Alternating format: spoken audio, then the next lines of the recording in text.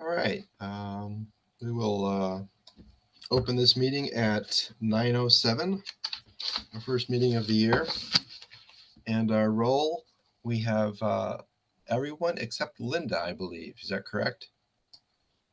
Yes.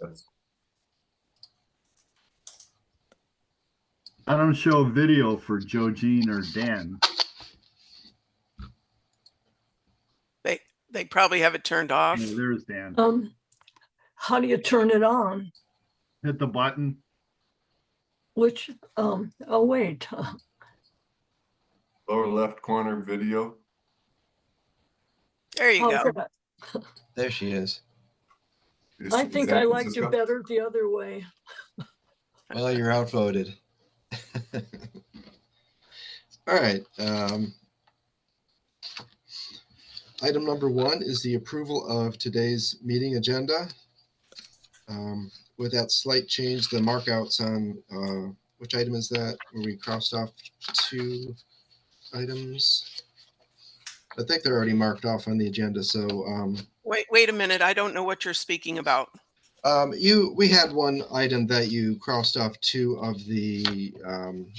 It was an itemized list of maybe 5 items. Yeah, it's item 8 where we're not looking at items A and B. Is that correct? On item 8. I'm not sure what you're speaking about. On 11 Lookout Mountain, item 8. Yeah. This was the request where the fence was corresponded to letters in the description section, and there were A and B were not considered because they were not highlighted. C, D, E, and F were the ones that were being reviewed. Do I have that correct, Daniel? Yeah, I'm not sure if that warrants a change in our agenda or not, but I did want to point that out. Okay, so you're still hearing parts of that. Yes, correct. Okay, so that wouldn't change the agenda. Okay, that's fine. So can I get a motion to approve this agenda? I move to approve the agenda. Second. All in favor? All in favor? Aye. Aye. Opposed? Okay. Item 2 is our approval of the 12:05 ACC meeting minutes, which was over a month ago. Anybody can recall that? Can I get a motion for that? I'll move to approve. All in favor? Aye. Aye. Opposed? Okay.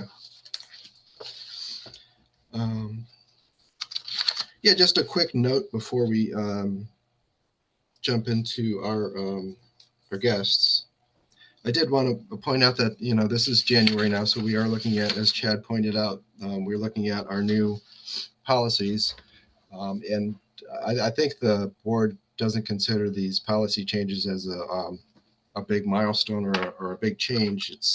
It reflects the mood of the neighborhood, and these weren't just arbitrary changes. These are things that the board has been or the committee has been considering as we reviewed all these properties through last year and maybe even before that. These are things that we've identified as problems, and going forward, we still have variances that can be applied for. So we do look at individual properties and consider them. But the changes to the policies in my mind are just give builders and neighbors an idea of what sort of things that we are shooting for, what would be helpful for our neighborhood. So we don't look at this as a big milestone or a big change. It just reflects the mood of Sudden Valley and the neighbors here. So going forward, I believe we have Samantha. And I think that is actually your next item, item 3. Yay, thank you. Welcome.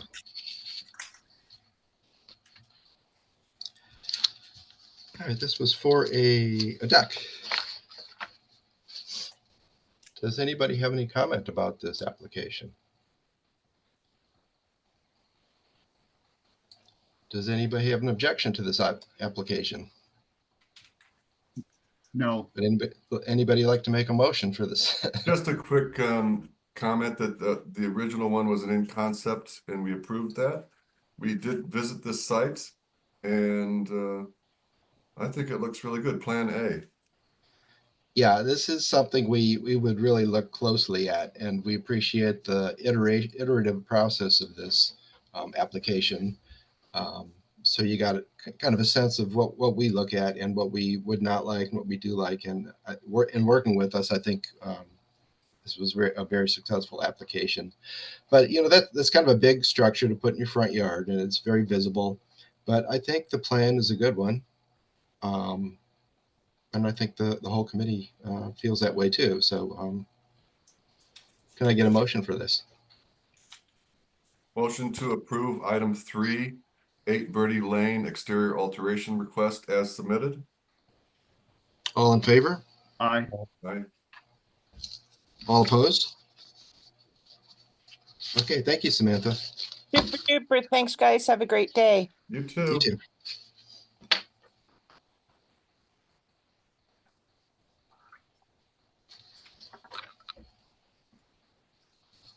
Okay. So we could talk to Ed. I think Ed is here for one item. Is that correct? Wait, hold on. There's another private person here for 23. Oh Homeowner. yeah, Billy.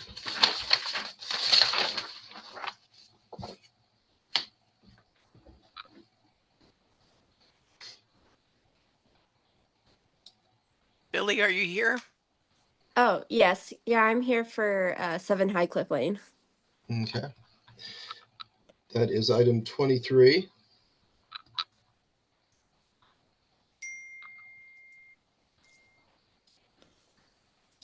I want to make sure I think the application says Brittany, Billy. To make Yeah. sure it's Yeah, Brittany?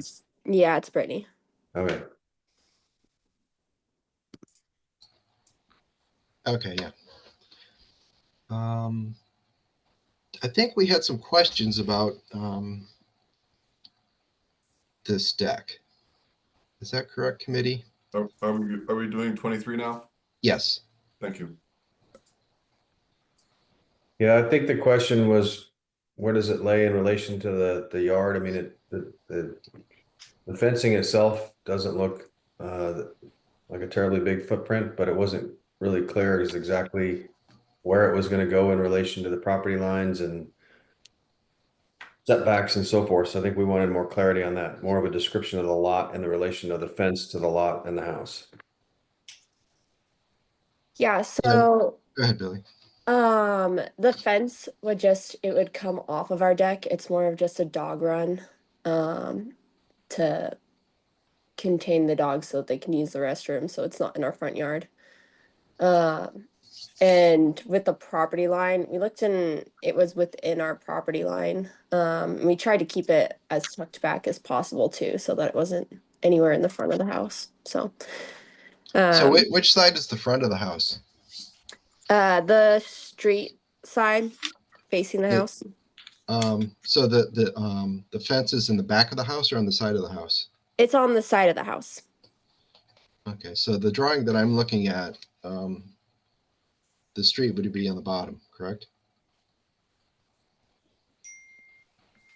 I'm not sure what the photo is out of the drawing that you're looking at. Yeah, I'm looking at a drawing of a house, and it looks like a deck maybe behind the house. Yes. And then the dog run would be on the left side of the house. Yes, that's correct. Okay. Is there any, it looks like a tree. Is that a tree there in the drawing? Yeah, and we tried to place it behind the tree. Okay, so no trees will be removed? No. And are you confident that this fence would be 5 feet from the property line? My husband did all the measurements and stuff like that. He's at work currently. But he told me that he looked at the property line. Okay, and also we're not clear if from the drawing whether it looks like this fence was designed as a 5-foot fence, 5 foot high, but because of some wood that would be added to it, it would end up being a 6-foot fence. Do you know about that? I'm not actually quite sure. I know that we used one of the people that we get in our little like packet. So one of the local people who've done fences here in the past. Mhm. And we just went with their basic fence that had the wire in between. Okay. So we So there, require, we didn't do a special option. It was just the basic one that they presented to us that they've done here before. so Yeah, we, it's, and go we ahead, require, Dan. Daniel, we're limited to 5-foot fencing unless there's a variance request, correct? That's correct. Yes. Yeah, I think, Brittany, I think in general, there's not like a super objection to this fence. I mean, we try to limit fences to a fairly small footprint because Sudden Valley is not intended to be a fenced area, but dog run fences and that sort of stuff are generally acceptable within conditions. I think the issue here is, one, the fence shows a 6-foot fence, which would also require a variance. So we would need to see a variance request if it is going to be 6 feet, or that just needs to be clarified back to 5 feet, like it's going to be a 5-foot fence. And Yeah. then the other issue is it's a single lot. It's a pretty narrow lot. I'm looking at the mapping on it. And I think we would need to see per the regulations, we just need to see where the fence is in relation to the property line. So I think there's a requirement for a 5-foot setback, correct, Daniel? Yes. So we would need to see a resubmission that either requested a variance for a 6-foot fence or made it clear that it's not a 6-foot fence. Mhm. And then just showed maybe a more detailed map in relation to the property lines that exist. Okay. And is there a certain way that you'd like to receive that people have done in the past? Like, is that more of a detailed, like, Google kind of snapshot or off the, like, kind of like City IQ map or? Everybody does it a little bit differently, but the more detailed information and maybe Alan or Diane can give you an example of what we've seen in the past, but there's no set form, but yeah, not just something a little more granular than what you have here. So. Okay. Yeah, and also we would, when we approve it, we need to have the paperwork to show what we're approving. So if it says it's a 5-foot setback, we know that when we go back and look at the fence after it's completed, it is 5 feet from the property line. So we just need to document exactly what you're asking for. Okay. And again, as Dan stated, we've got no objection that I can tell just the idea of putting a fence there, but we do need to know what we're approving. And the little notation at the bottom of the discount fence invoice here looks like it's written by somebody else, indicating that it would be more than 5 feet. It would be 6 feet. So we need some clarity on that too. And Brittany, when you resubmit this, can you also make sure that you have the fence, the proposed fence staked and stringed, so we can actually go and visit and look to see exactly what you're proposing here in terms of stakes and strings? Yeah, definitely. It's already staked and strung right now. Okay, great. So, whenever you guys do a motion, I missed a bunch of this, but am I hearing that you are considering allowing a 6-foot fence? No, I'm not, but it's the committee's decision. I think we're not making any determination on that. I think we're saying is we don't like 6-foot fences. There's got to be special circumstances for a 6-foot fence. So if it's just a matter of getting on the same page with the builder and say, no, we need to limit this to 5 foot, and they describe it as a 5-foot fence and make it a 5-foot fence, that would be our preference. And if it's not possible to make it a 5-foot fence, then we would consider a 6-foot fence, but it has to be with justification and a variance request, correct? That's how I see it. Yes.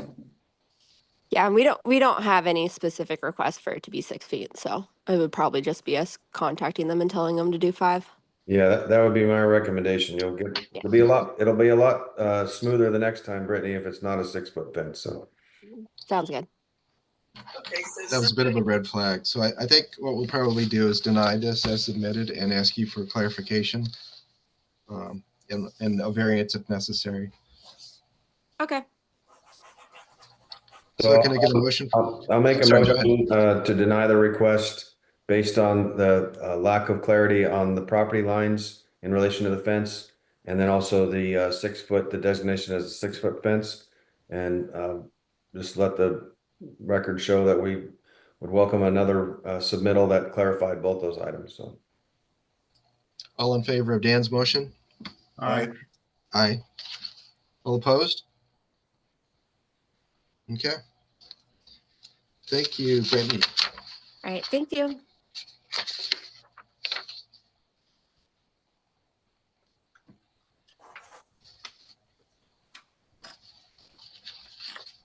So we just have builders next, Diane?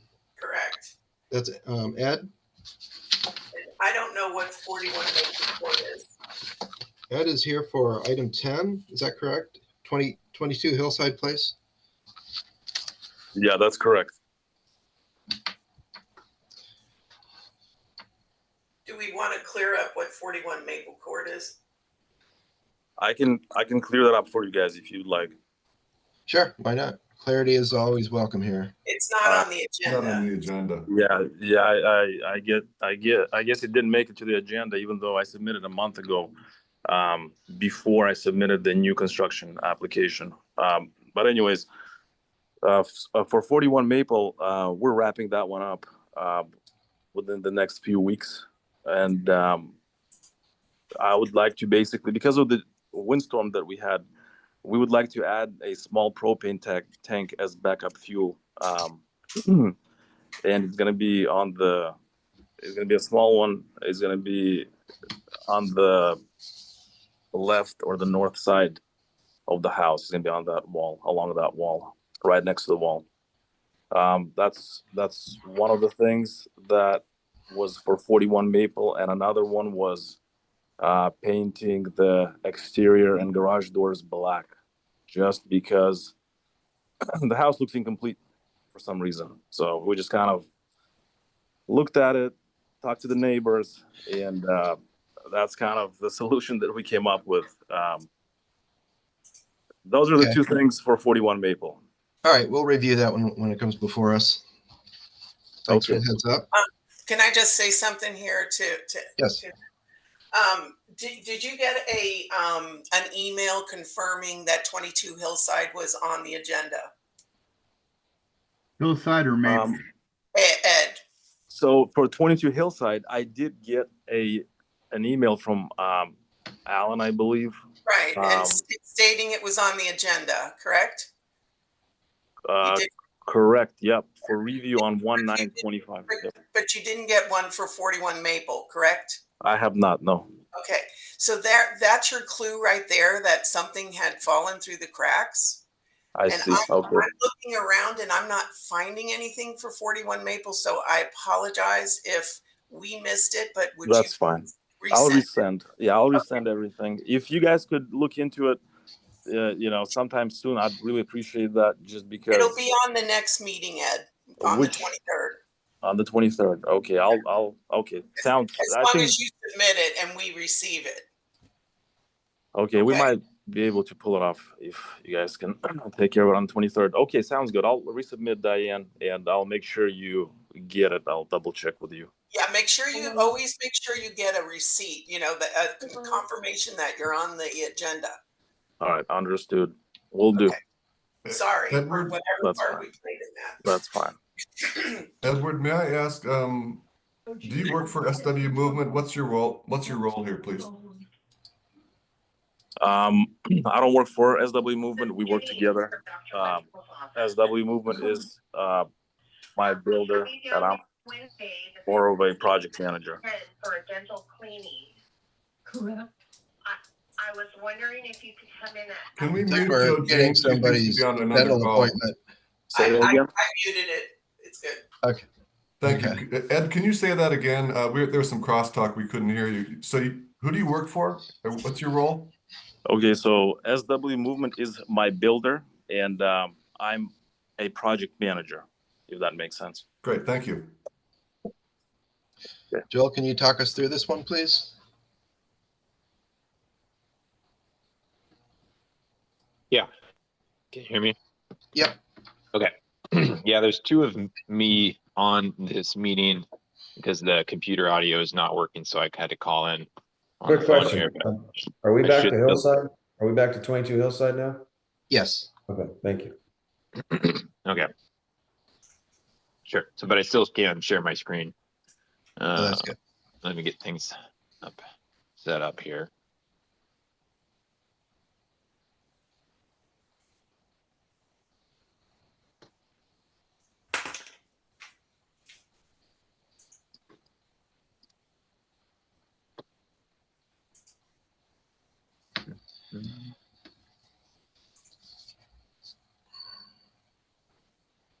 Joel, I had just a general question for you. I think you put these pages together that gives us the address, the height, the driveway slope, property Yeah. coverage. Mhm. Why do we get that other sheet that is usually handwritten with sometimes different numbers on there? Oh, the Appendix J. This one says prepared by Blueprint Design Consultants for this one. Why are these numbers always different from the ones that you give us? Oh, yeah, this Appendix J here. These ones. Let's see. Yeah. So there might be some variation depending on how they're measuring things. Sometimes I'll catch things like the driveway slope, which might be a little different. Other times I'll find that once in a while people will include little areas like square footage that might be counted twice. So for example, like a driveway, as it extends under the eaves, sometimes I'll find that amount of square footage counted twice. Okay. So as far as Sudden Valley is concerned, the numbers that you give us are the accurate ones. Oh, well, I mean, I'm limited by the software I use. They should be pretty close in line with the numbers that are included on Appendix J. Okay. I just wanted clarity where these There's- came from and why they were sometimes different, but Yeah, usually go that's ahead. why. Also, sometimes you're receiving maybe the original Appendix J, and then after revisions have come back, even though so my numbers might be different and reflect the revised numbers at that point. Okay. And I'm kind of curious how do you get these numbers? I mean, we go to these properties and all we see is a ditch and a steep slope. Yeah, good question. So we work digitally here with the site plan and the elevations, and we have tools over here on the left to measure things like the area, the angle, the slope of the driveway, lengths for measuring setbacks, height, things like that. So the digital tools are more accurate than what we used to use in the past, which is just an engineering ruler and pencil paper. So we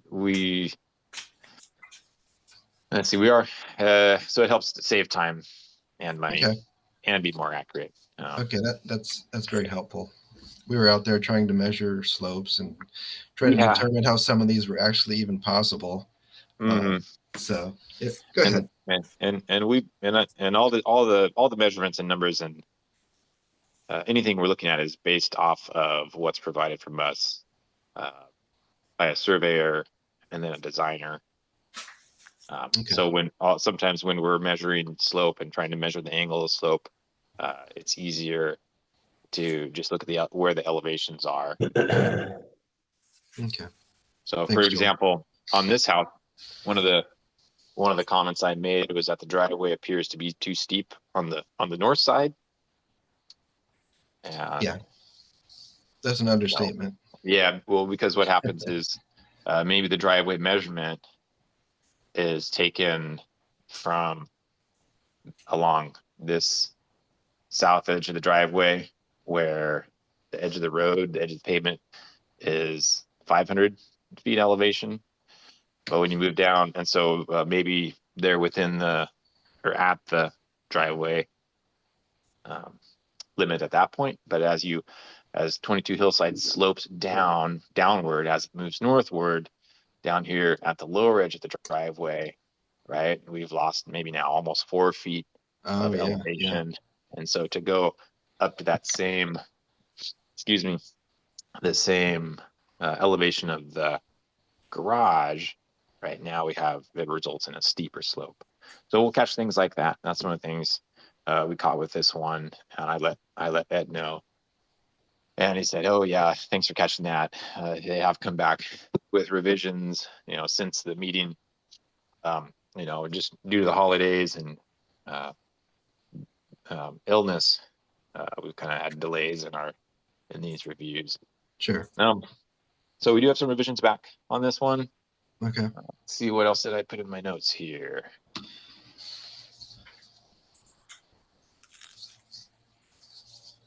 And you say revisions, the revisions that we have not seen yet? Is that correct? That's correct. Yeah, because the agenda was put together, I think the deadline was last week, Thursday, and then we received some updates since then. So Joel, is one of the updates then to adjust the driveway slope to be more consistent with what your determination is? Yes. Yep. And so they have come back, and it looks like, let's see. So we got 500 here on the driveway. So Ed emailed, said that they had adjusted the slope of the driveway. They've added lights to the back. They've removed the lights in the front, as they will now be integrated into the soffit and concealed. And as for the slopes on the left side of the house, the proposed retaining wall on the left side will be extended as needed. Please refer to the notes on the plans. So let's see. Where am I? This is the current version. So our revised plan set here. If I zoom in, right now we have here's our driveway angle. 499 feet elevation. It's showing 167 degrees. That's the obtuse angle. So the acute angle, or the angle of the driveway from the horizontal, would be 13 degrees. And that results in I think a 23% slope. And then I believe he lowered the garage floor by a foot. Correct. Also, so he sunk the house down a foot lower. Where am I?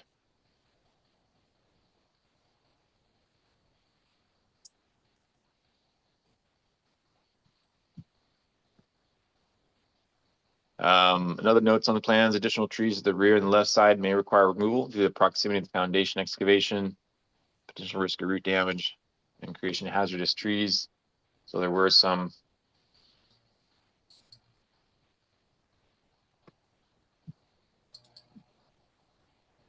So in regards to these trees in the back here, we've got a 23-inch tree here.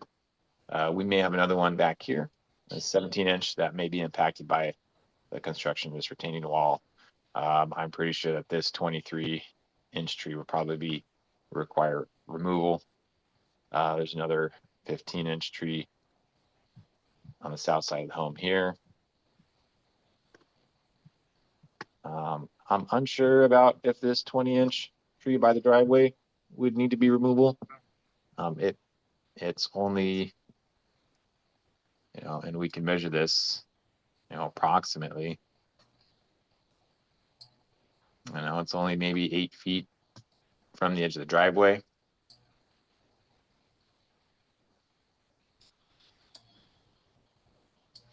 So some additional trees may have to come out. That one So looks if those like trees, that go one ahead. looks like it's not on their property. This one down here, right? Or- According to or the shared survey, ownership. it may be a shared tree. It might need a little more review on determining who's what ownership that tree's under. So Ed, if these trees need to be removed that you indicate and that Joel indicated, how many trees will be left on this property? Significant trees. Not much trees. I think I don't know, maybe a couple. It's a small property, you guys. It's only 3,400 square feet. It's a really small property, so yeah, not much will be left. Well, you know, one of the things we do look at is the house appropriate for the property? It's a small property, so what does that mean about the house? The house is pretty small too. You're looking at a house that's under 1,500 square feet, and I know that you guys don't want anything smaller than 1,000 either. So I'm trying to kind of be. I mean, we're on the you know, we're in the smaller section. You know, when it comes to houses and energy codes, we're like at the very bottom. Basically, anything under 1,500 is considered small, and so you know, this is a small house. I don't think much you'll see much small houses. Well, I think the 1,000 square feet is not the actual footprint. I think it's the total living space. Is that correct, Joel? The total living space. What do we have here? The total living area is 1,488. It looks like. Yep. Is that right? So that includes the top and the bottom floor. This indicates the footprints. Just 1,091 square foot footprint. I'm not sure if that includes the eaves. We could take a measurement, but it is a small house. You know, I think it's a modest house. The lot is on the small side. Ed, may I ask a question? Go ahead. And I don't want to confuse this too much, but it appears that your company, SW Movement, owns the adjacent property on the right, number 284, and that comes in at about 3,400 square feet. Do you have plans to build on that property as well? Do you know? Okay. So, which one again? The adjacent property, the one next to you. Like, which address is that? Are you talking about? I'm looking at page 11 of item 10, and it shows two properties. Number 285 is the one we're discussing right now. Okay, you're talking about 284, correct? 284, correct. Yeah. Well, that property, we're not planning on anything yet. To be honest, that property is just. I mean, with the new rules, I don't know if it's gonna be possible to build on that property. We were originally planning when we bought the properties, but at this point, with the new rules, it's gonna be almost, you know, impossible to build anything, you know, decent and comfortable, worth building at this point. To be honest, just because of the setbacks and now that the driveway is being considered, you know, covered area, we're really, you know, are super limited, and I don't think it's gonna be possible to build on that other property anytime soon, unless something changes. But for this year, nothing's gonna be happening with that property for sure. And the reason I'm mentioning that is we're considering taking down almost all the trees on the property in question, number 285. And if you're planning on building on 284. You're gonna need to down the break room now? Hold on, just a sec. Could you repeat that, please? I'm just saying, the reason I'm mentioning that is that if there's a future plan to build on 284, the property on the right, we're possibly looking at taking down all the trees on those two properties, and it's something that the committee would like to just sort of keep in the back of our minds. Thank you. Yeah, okay, I see what you're saying. Yeah, for now there are no plans. Right. Well, you know, if you have this 284 and it doesn't look like you're going to be able to build in the future because of the constraints, would it not be better to maybe put the two together and put the house midway between the two Again, I mean, we can, we can do a lot of things, but that's not, that's not an option for us just because that's a loss. And, would rather just sell that off instead of taking a huge loss and, combining the two. That was not, the original plan. Who would want to buy the property if they're not going to be able to build on it? That's a good question. Somebody will, nothing's impossible. We bought it. Somebody before us bought it. Somebody's gonna buy it again if it's up for sale. I'm pretty sure. I mean, these properties always sell.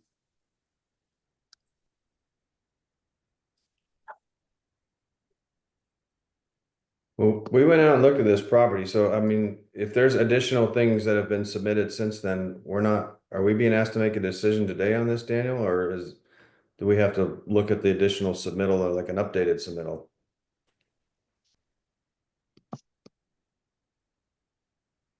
Daniel? Did we lose Daniel? It appears we lost Daniel.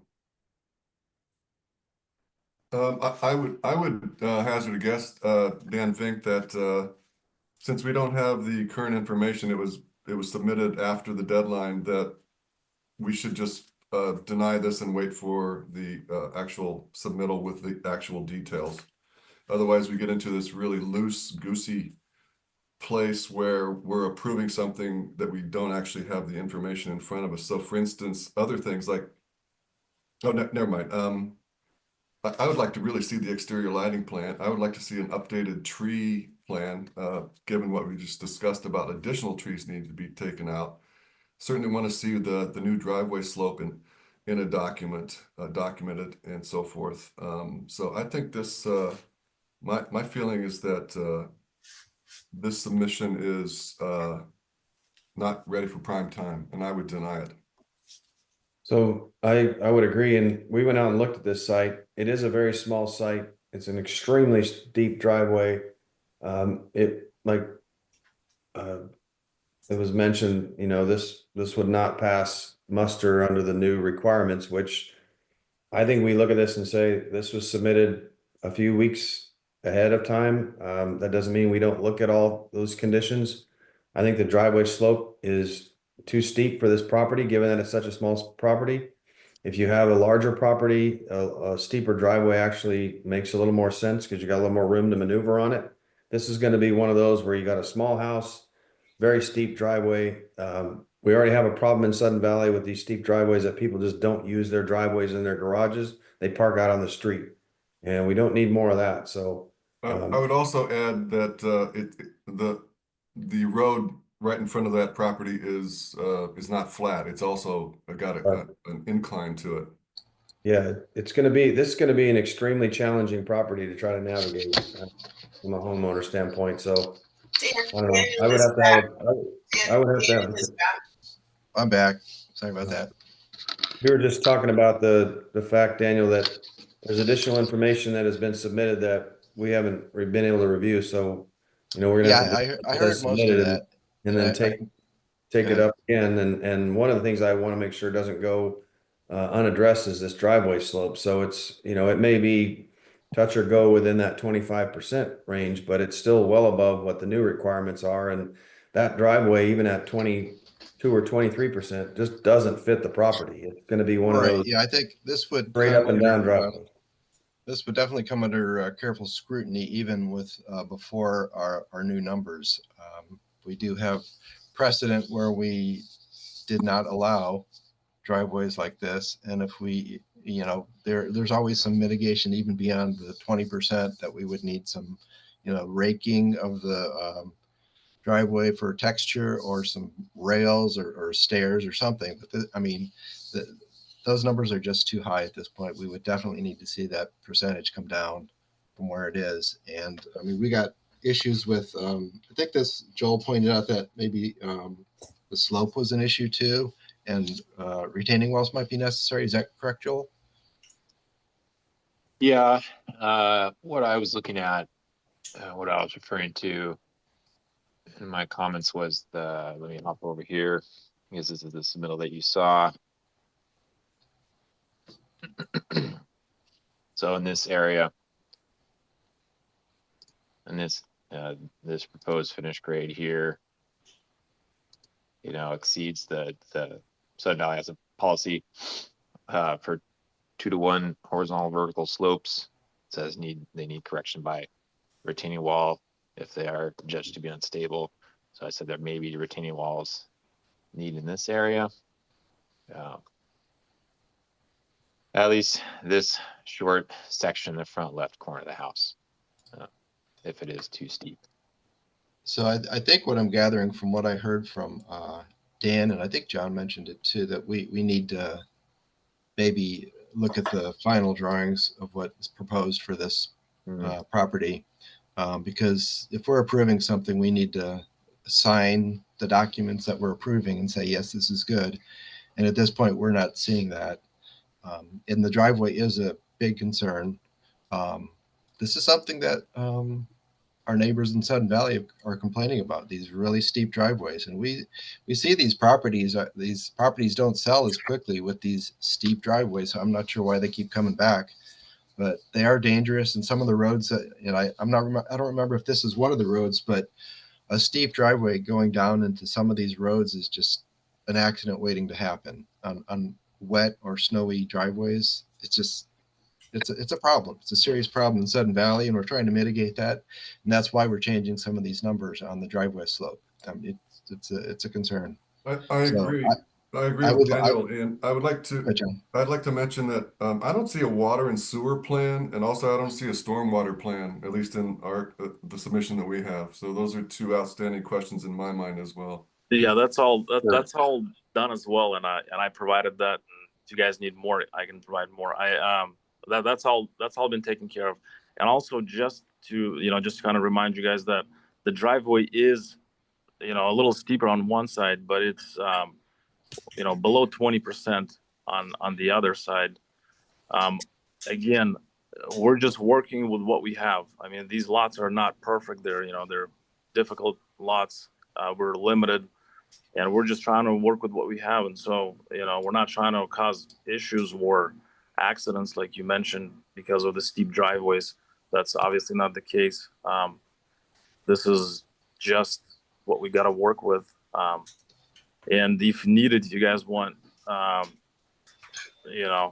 anything else added to the design, I'm happy to do that. This house is for a family member. This is not something that we're gonna turn around and sell. And so my goal is to have a nice, comfortable house. And so yeah. So if I can change the design a bit, I'm happy to do that. And I'm happy to work with you guys. That's Yeah, I think we're aware that we went and looked at this lot and we realized it is challenging. And we scratched our heads trying to figure out how you're going to get that driveway to a decent number. And, even though it is a challenging lot, we do need to see that, I think, percentage come down. I can't speak for the whole committee, but I think it's still a dangerous slope. I know you said part of it isn't 20%, but it's still 20% at least. Joel said it was 23%. Based on Joel's, I'm sorry? Joel said it was 23% a few minutes ago, the new information. Okay. It is on one side, and on the other side it's below that. It's below 20s. I think it's around 18. Well, you can't put a sign up on your driveway that says stay on just this side of the driveway. It's again 23. Yeah, I understand you guys. Again, I'm just going off of the rules. This is not just something that I came up with myself. This is the rules that Sudden Valley has. I'm not just coming up with numbers myself over here. No, I agree. And we do have the discretion to view a property, and we do look at these properties, and maybe a 20% grade would work in some areas, with some mitigation. Some it definitely would not, and we would not allow that. And that's why we go and look at these properties. Diane, may I ask, do we have a time? We're at 25 minutes right now. I'd like to move on with this one because I think we're going to deny this and wait for the future. submission. So unless anybody's got any more questions, I have a motion. I would like to see a plan for the trees. That's one of my concerns. Okay. It looks like all the trees are going. If that's what your plan is, I'd like to see a replanting plan with specific varieties and species that you're intending to replant with. And I did submit that, and I will submit the exact varieties. That's not a problem. Okay. So I think you understand our concerns at this point. Yeah, And maybe yeah, you address them in the new drawings, but we will need to see those before we. That's not a okay. We'll do. That's fine. Thank you, Ed. John, did you have a motion? Is there any other comment? I just, one comment or observation, and this is way out there, so we don't need to spend any time on it, but it's something to think about. If the lot next door is owned by the same owner and they're recognizing that that lot's probably unbuildable under the new criteria, then this may be one where you consider combining the lots, like do a lot split, or not a split, but like a conjoined lot, and maybe take advantage of a little bit of a larger lot to build a house without clear cutting the entire lot, and then maybe have some dexterity to put in a driveway that isn't straight up and down for a short distance. So just something to think about. Again, yeah, thank you for that thought. Again, that lot is pretty small as well. Combining the lots doesn't really change much, to be honest, when it comes to the driveway slope. And plus, that's not the plan. That's a loss basically for the builder. So we're just gonna build one house on one lot for now, and we'll see how maybe in the future we'll combine. For now, that's not the plan. That's all. But I will consider. Thank you for one other comment before we go. I don't think that our new policies impact this as much as the numbers state. I think if we looked at this house and this driveway a year ago, I think we'd make the same determination, because it's a safety issue. It's not just strictly in adherence to a number that we're trying to follow. So again, the numbers that we have in the new policies are guidelines. We want that the builders to realize that this has been a concern and this is how we're addressing it. And it reflects generally what our feelings were prior to these new policies. So, and again, yeah, thank you. Okay. I understand. The roads are steep. I mean, I understand you guys want to have nice flat driveways, but I mean, our roads are super steep. You got, way above 25% on the roads, and it's like, let's make the roads straight first before we're trying to make driveways flat. Yeah, nobody's talking about that, but I have a motion. I understand it's a challenge. I have a motion. Okay, John. Motion to deny item 10, application for new construction, 22 Hillside Place, with comment. And the comments are, we need to see whatever details the builder wants to provide as far as the driveway slope, the new information. We need to look at the proposed finish slopes and whether a retaining wall is needed on the left front side of the house, as Joel mentioned. We need to see the final tree removal plan. It seems like there's more trees that need to come down. We need to see an exterior lighting plan. We need to see a water and sewer plan, and we also need a stormwater plan. okay, sounds good. I'll get all of that done. Okay. That's the motion. All right. All in favor of John's motion? Aye. Aye. Aye. All opposed? Okay. Thank you, Ed. Thanks, Ed. Daniel, we've had someone else join. Okay. Hi, Matt. Can you go ahead and unmute and let us know what you're here for? Hi, this is Matt from Rubicon. I'm just here kind of previewing how you guys are handling the cases. We have a couple of submissions coming up, so you can ignore me. Welcome, Matt. Did we meet you before at one of our tour meetings? Yeah, absolutely. I came in and talked to you guys in person with Chad at one meeting. Yeah. Yeah. Good to see you again. Yeah. Thank you. Okay. Is that those are all our guests, right, Diane? No, you have Jay Young and Nancy Hammonds. Okay. Nancy is 11. 21 Lost Fork and 23 Spring.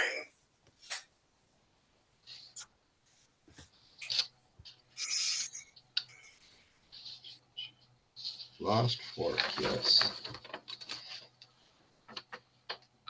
He was here first. Jay was here first.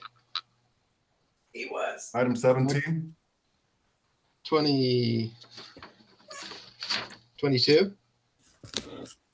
21 Lost Fork. 21 Lost Fork. Item 22.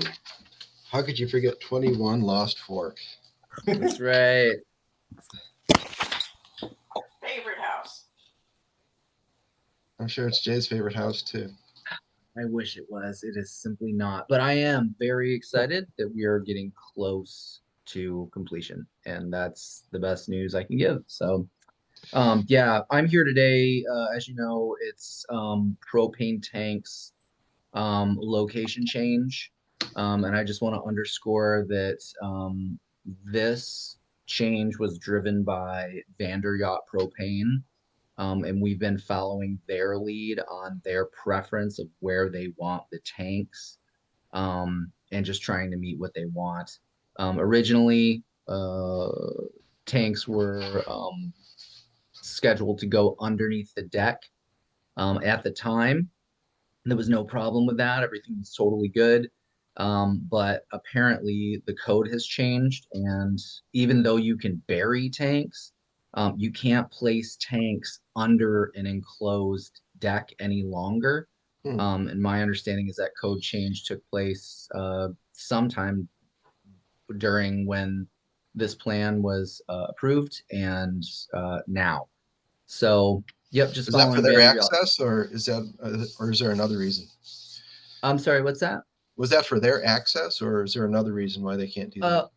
Well, the reason why we wanted to put it there was for their benefit of access. Yeah. And we actually went.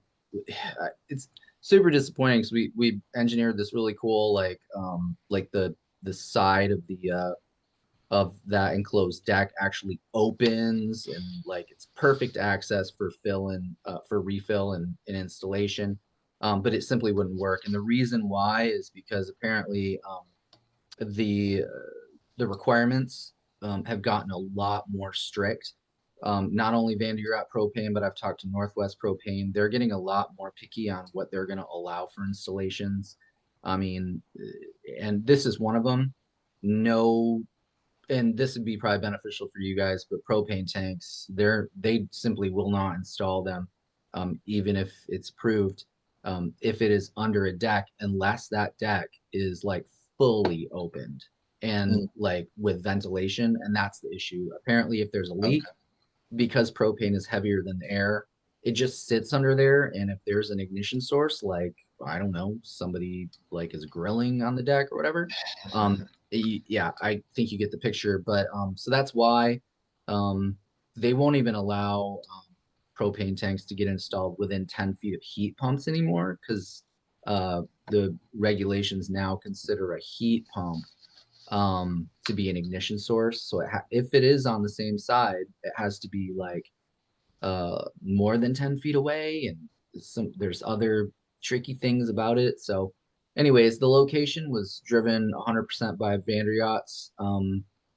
recommendation, and I met with one of their site guys out there a couple times now, and we talked about, can you fill it? They're like, yes, they can fill it. I think the drivers will complain about it, but they can reach it. And Yacht determined that that was the best place for the tanks to go. So I'm bringing it before you guys to ask for your blessing on that. Jay, What's the access behind that house? Was that ever meant to be sort of an access area, and is that impeded by this tank? No, it's fully, it'll be fully accessible still. There's room to walk beside these tanks and get back there, but there's nothing really back there anyways. I mean, okay. And these are vertical? yes. Okay. 2 vertical 120s, I believe is what they call them. They're not buried? That's correct. They are not buried. there any other questions or comments? I'm ready to make a motion if not. Go for it, Dan. I'll make a motion to approve this. All in favor? Aye. Aye. All opposed? Okay. Thanks, Jay. Cool. Thank you guys. Really appreciate it. Thanks, Jay. Okay, let's move to Nancy and item 11.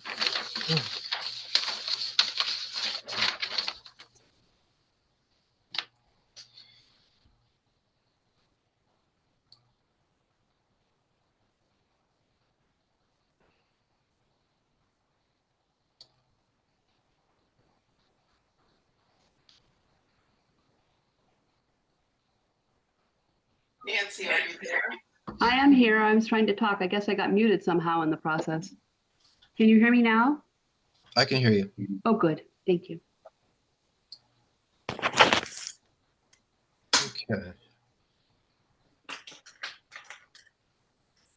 Well, I just want to thank Nancy for coming back to us with this construction change. The work has already been done, and we asked her to just make it formal and talk about the materials and so forth. So thanks for that. So it's already as built. We discussed the lattice skirting, which some of us like, some of us don't like, and some of us are indifferent about, I'd say. And then the support posts and so forth. Does anybody have any comments or questions? I had questions about the supports. I'm looking at the second page of the application. It looks like cinder blocks that the posts are on. Is it what could you describe what that is? No, they're on Sonotrol's poured cement, complete, and with rebar and reinforced and then we covered, we skirted them with the wood and trimmed it with the siding in. Oh, that's the siding there? Yeah. Okay. And is that the approach that you're going to take with the front, or all of them were on the, I'm not sure where you're referring to. Those are all done the same way with the Sonotrol or the pads with the reinforcement, and then covered with the trim work. So I'm not sure which ones you're referring to. Yeah, I was looking to see if this was going to be a typical treatment that you're asking for the front. The supporting beams for the deck and the front, are those going to be treated that way, or? The supporting beams for the deck were for the stairway. Those two treated timbers, we were leaving those the way they were. They weren't on any of the plans that are original. But they were needed to make sure that the stairs were secure and strong enough. Is there a reason why you put the lattice behind those supports? I liked it that way. It also blended well with the support running down. If you going up the stairs, it matched cover the whole thing. So there was no way anybody could fall through the stairs on the other side, going towards the house side. So we just matched it all up and left it straight across to make it uniform symmetry. And when did the decision to make the garage door black, when did that happen? It's brown. It was always supposed to be brown. I'm not sure where there was a change. Originally it was going to be white, and there was something in way back when I was first starting this project, you couldn't have white garage doors. And so I said, well, that's fine. We'll just do a brown one. You couldn't have white? Yeah, it was funny. That's what I was told. And that was, gosh, God, this poor house has been going on since, I think, in the end of COVID or something. Yeah, I've been part of the whole thing. Been there for the ride. Yeah, I'm so glad that we're so close to being all done and finishing up, and I'm so glad to put it to bed and move on to other projects in my life.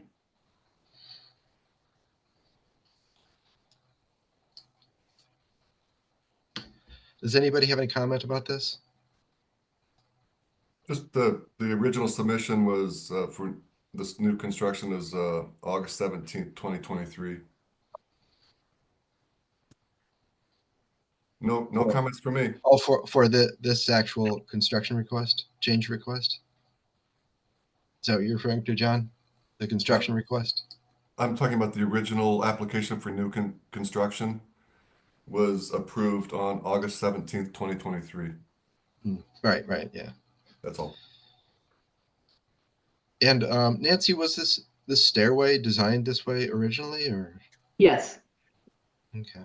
because I wanted to change it. I wanted to change the stairway to go from the far end of the deck going towards the driveway. And that became so many input, and they said, just leave it the same. It'll be fine, blah, blah, blah. And so I did, but yeah, that's the way it was designed. Yeah, I was wondering if there's any consideration for the tree that's near it. Was that impacted at all? No, none of the trees are affected. Only one, the tree that I'm concerned about and I haven't done anything about is there's a maple that doesn't have a lot of life left to it. And it is the closest to the house. And I have debated about whether I should have an arborist come look at it or if there should be anything done. But at this point, it made it through that windstorm and it seems to be doing just fine. It's got new growth coming on it. And so. Yeah, that's one of the reasons why we're asking for arborists to look at extra trees that may need to come down that aren't initially tagged, because we're realizing that is a problem sometimes when you dig too close to the tree, or maybe there's some other trees that need to come down. So I can appreciate that.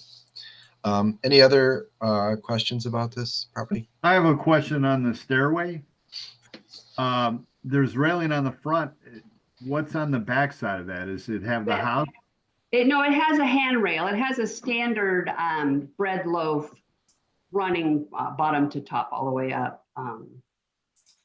Okay, so there's something on both sides of the stairway. Oh, yes. I'm an old lady and I don't like to climb stairs as it is. I like to hold on to both sides and pull myself up.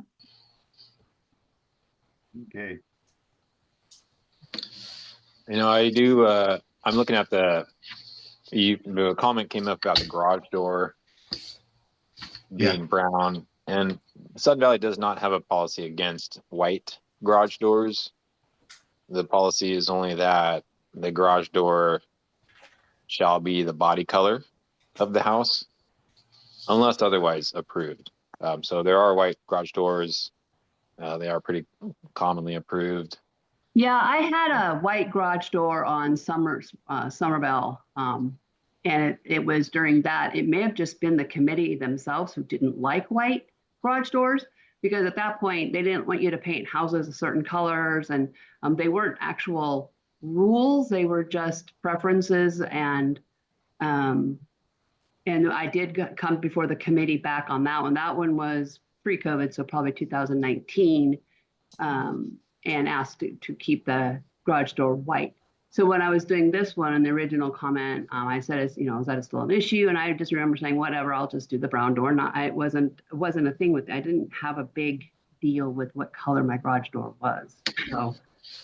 Well, just for the record, I would be very surprised if the committee had a problem with a white garage door. To my mind, this is a real outlier. The brown is the only brown in the whole house, and suddenly you're introducing another color to this. What color is the brown? The front door is also brown. Is it? Yeah. So here is the spec sheet that was originally submitted with the house. They've got our siding color, trim color. Garage door color is blank.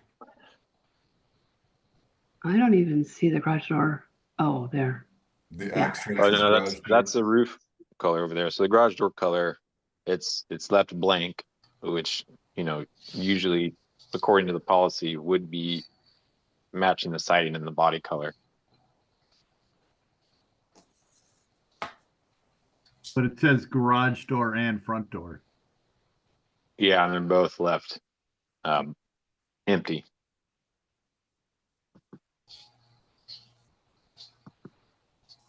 So it should be the body color, Joel? Yeah, I think according to the policy, by default, it would default to the body color, unless there was a white or a black or a brown put there under the garage door. Yeah. And then I'm also looking at Alan's notes, and it said that on the October meeting that there was the committee denied the request for lattice and post coverings. Is that I'm gonna try to, I didn't go out and visit this house or look at this house, but did they end up putting the lattice coverings on? It was on before we even looked at it. So this whole project's been kind of fast and loose with the approvals. Yeah, you could say that. I did say that. The lattice was on when I had the last meeting, and I think Daniel didn't like it and wanted to know what it was made of and the supports and how it was built in that. So the request was, as well as what I was doing with the taking the rock, faux rock trim. And he said, well, we need to know what you're doing. So you need to come back with what you've done and how it's made so that we can move forward. It wasn't approved or disapproved if I remember right. It was just, there was question and concern about what it was. And because the drawing did not have the lattice, it just showed it left totally open and blank to under the house to where you could see the access to the house. Under the house is trimmed and sided the way it was supposed to be in original submission, but I think that's an accurate representation of what happened at our last meeting, and I think we asked for clarity, and you're giving us clarity here. So I think I'm not sure how we tie the garage door into this. It sounds like that's a separate issue.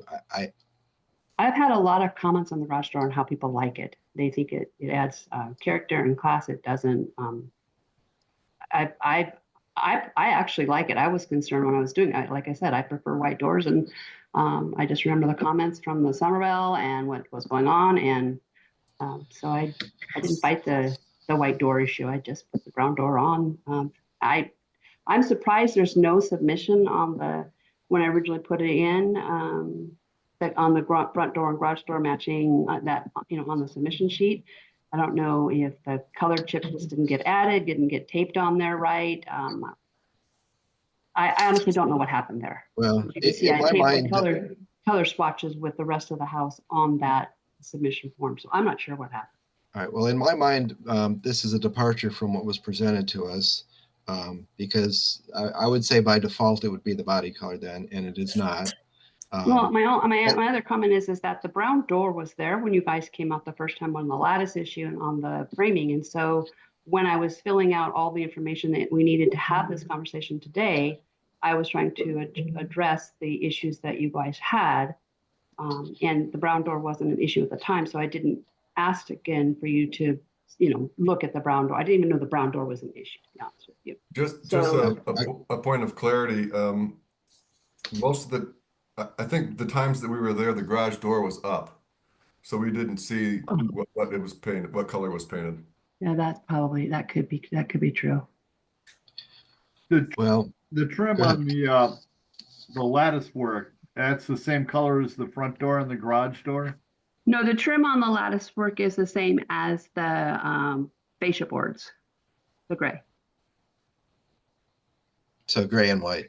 Yeah, correct. And the brown door, the garage door and the front door are the really only dark brown color added. And I'm really hoping to get this all approved. I can bring in the color sample to staple onto, so you'll have it for your as-built for the garage door and front door. I'm really wanting to finish this project and get it sold off the market, and I don't have to keep spending money on interest payments and builders and all the costs that keep adding up on the last minute stuff. So, and we missed the last meeting. It was ready for the last meeting. You guys didn't have a last meeting. I know it's nobody's fault, but and then I would have to wait clear till the middle of the next meeting to get the garage door issue, ask for approval, and maybe you guys please let me get this done. I'm sorry. I'm asking. Okay. Anybody else have any comments? I don't have any problems with the garage door, and that wasn't really an issue on the. No, it's not. It's not part of this. Do you have a motion, Patrick? I move to approve. I would All just in say, favor? I would just say with an added note that this has already been done. Yeah. I think that's already been noted on the last one. All in favor of Patrick's motion? Wait, is there a comment with this or not? I'm sorry? Just that it's already as built. Patrick, is that part of your motion? Yes. So the requested changes have already been done. This, whatever goes along with it. There's no change. She's just clarifying what she's already done. Okay. All in favor of Patrick's motion? Aye. Aye. Aye. All opposed? Me. I'm opposed.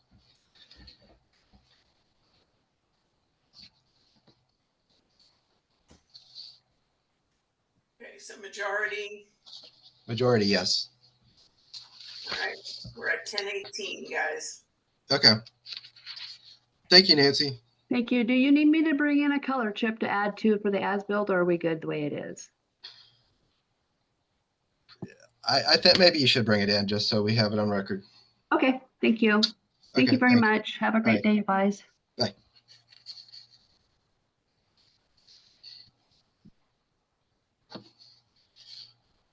Okay, item 4, 23 Grandview Lane. We do have 2 observers. Yeah. Okay. Chad and Matt, you mean? Yeah. Okay. So, and they're here about new construction, so I didn't know if maybe you wanted to. Oh, just finish up the constructions? Yeah, just Okay. because Yeah, we can do that. That's fine.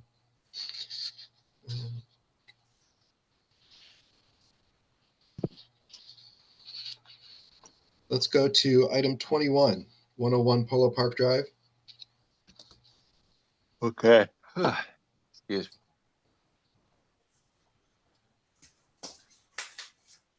Do we have a builder or anybody here for that property? We do not. John Gordon is the usual representative, but he was not able to make the meeting today.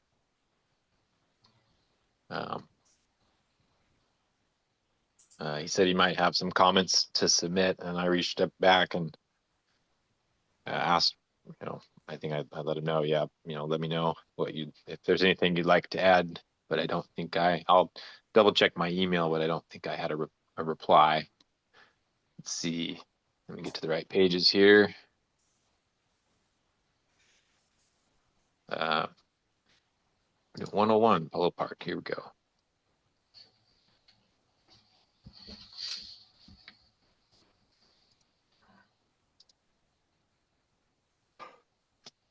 So there's some history. Excuse me, there's some history on this one. I think it was previously denied. And the request was to, for the preservation of trees, it was denied, namely these trees kind of to the right, the east side of the property. There's some significant trees along the right side of the home. Where you're looking at here is the current revised plans. So they have shrunk the footprint of the house. They've changed the layout a little bit. I can show you a side-by-side of the previous plans versus the new plans. So the new plans is not what we have in front of us.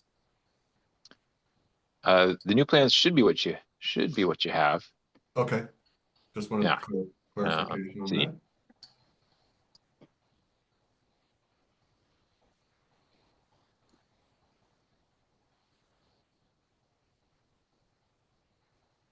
Should we see A1.1, Joel?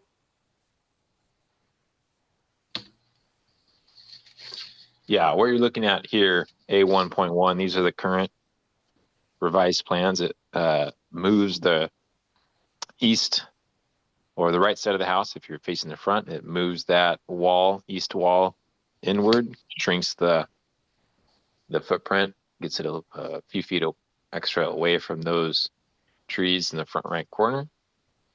I'm going to show you a side by side from the previous plans for comparison's sake, so you can see a little more easier how the house has changed. Let's see. Here we go. So here's our side by side on the left. On the left, we've got the previous plans. On the right, we have the revised current plan set. So you can see how the houses, the footprints changed a little bit. That right So side. that patio on the back left side, that's 5 feet. Where's that? On the left side patio area? Yeah. From the setback? 5 feet from the setback. It does look like the retaining wall is in the setback a little bit. It looks like most of that left retaining wall is in the setback. Mm-hmm. The setbacks for Sudden Valley seem to apply to the roof eave, and things like retaining wall are generally considered landscape features. And usually when I see them in the setback area, I don't call them out for that reason. But that's a whole patio area, right? Yeah, it's labeled as a patio area. I don't have materials that specify if it's going to be, gravel or a concrete patio or a stone patio. I'm unsure, and we could ask for clarification on what that would look like. Yeah, I can understand the intrusion into the setback with a retaining wall, but if it is, sort of part of the structure also, where they'll be hanging out and barbecuing, that's pretty close to the neighbor's house. It could be. The lot next door is owned by Sudden Valley, and there's a restrictive covenant on there. Yeah. Previously they had a deck in the back. Now they have it's labeled as a patio area. Maybe it is just open space. Maybe it's mislabeled, but we could go back and ask for clarification. Okay. We went out and looked at this property, and same issue here that I had on the last one was the driveway. I mean, it's a 25% slope. It technically meets the criteria of the new criteria. It technically meets the current criteria that expired at the end of the year, but it doesn't meet the new criteria. And the location of this house it's on Polo Park, right at the bend there, coming down the hill. I mean, that's kind of a Sudden Valley Raceway through there. That is going to be a very, very dangerous driveway.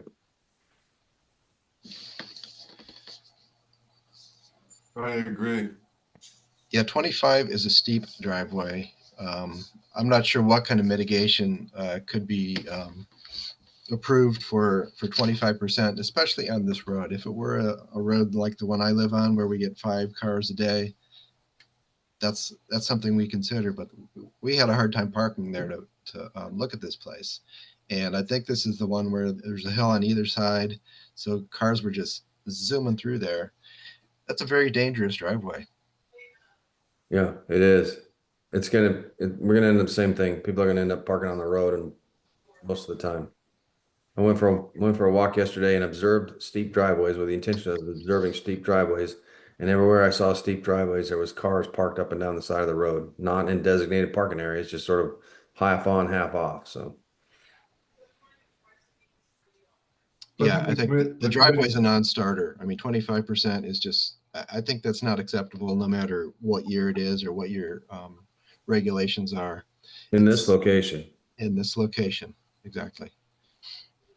So I think the committee has some serious questions about the driveway slope. Certainly, it's quite clear that the driveway is very steep, and then it hits a road that's also steep and on a curve. I'd like to point out one thing.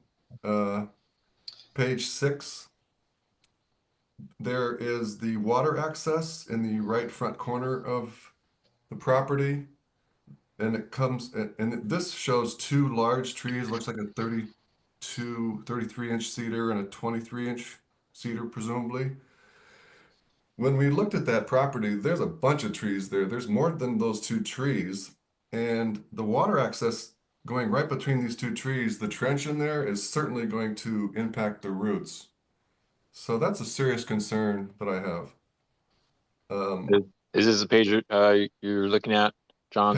Page 6, item 21. Okay, Yeah, I that's got what it. I'm looking at. Yeah, thank Okay. you. Yeah. Yep. So here's the water access line. Mhm. Yeah, and there are more trees than that indicates there. There's some smaller trees, kind of clustered Mhm. all in that corner. It's quite the, it would be really challenging to get water access in there without damaging roots. Joel, do you have your measuring tool that between those two trees? There's a very strange noise. Oh, okay. Joel, I'm sorry. Yeah, you'd like me to measure between this 33-inch cedar and this 23-inch Yes, please. tree? Can you? Yeah, we can try that. Now, keep in mind too. I'm sorry, Joel. I gotta restart my machine. I'll be right back. Okay, no worries. Continue. Thanks. Bye. Yeah, now keep in mind though, this measuring tool too is these trees are just kind of an image and placeholder, and they're sized up and down. I don't think that the sometimes the exact placement of these trees on the survey is inaccurate. So I'd probably recommend going out and measuring the actual distance, trunk to trunk. Right. Gotcha. Right. There is a 33-inch cedar. It's hard to tell where these trunks are, but you know, if we're just kind of ballparking here, which we might be doing, measuring on the plans from tree to tree. Oh, this is calling for about 11 foot distance, center to center. Well, certainly trenching between those trees, if that's at all close to reality, it's going to hit roots. So they need a water access plan that does not damage those tree roots, in my mind. Mm-hmm. There are some methods, I think, and some tools they can use that could be used to help mitigate tree root damage when they're trenching. I don't know.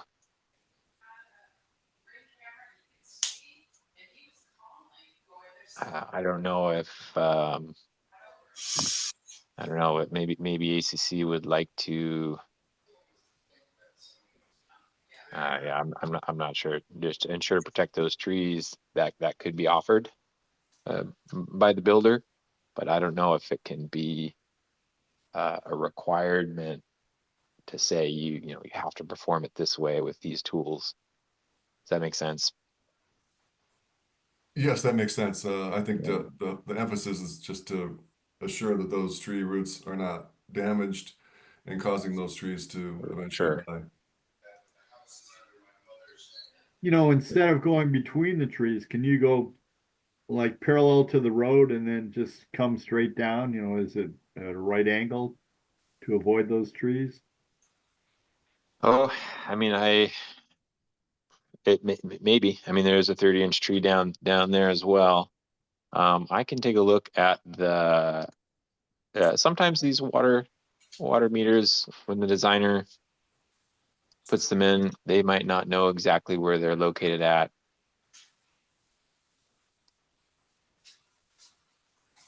Let me see if I can confirm, maybe on a survey, that that's where it is, or the water sewer availability.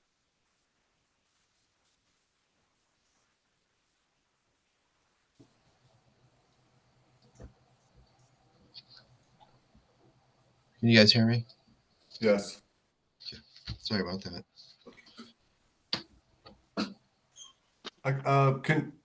Can the committee remind me, was this property properly staked and strung? I don't believe it was, but maybe this is the one where a tree had fallen onto one of the strings, and so it's really kind of hard to determine. Yeah, there were two that were very similar. That was on the other. Oh, okay. So was this one properly stringed? I believe it was. I think we had a problem with it last. I think we had a problem with it last time, and they helped us out this time. Yeah, I think all three of them had been at least marked. I think the second one we looked at, the one that didn't really have a slope driveway issue, was the one that was maybe not strung, but this one had the string on it. Thank you. Yeah, that does look like it is the location of the water connection point. Thanks for the clarification on that, Joel. Does this plan have a, is there a lighting plan here? Am I missing that? You should see it on the elevations pages here. So here's the lightings on the front of the house. Oh, good. Either side of the garage. And by the front door there. And do we have an example of the kind of lights they want to put on there? I'm not seeing that. Also, I'm not seeing the garage door color explicitly detailed on page 4. Here's our lighting sample. Oh yeah, there's the lighting sample. Yeah, right. But there's no explicit description of the garage door color, or are we just going to go with the siding color and assume that the builder knows that? Boy, yeah. Yeah, well, we never thought that was going to be an issue, but apparently it is. I mean, I would assume that it's going to be the trim color, and if they diverge from that, we deal with that. You mean later. the siding color, right? The siding color. Yeah. Body color. Body color. So that's missing. Well, nothing they left out. It's just not explicitly detailed. Doesn't clarify where this accent color is going to be, if it's going to be the garage door or not. Sure.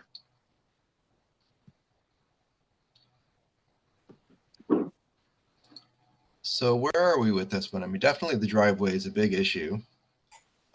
Trees, I can't remember. I think is this another one of those where every tree is going to be cut?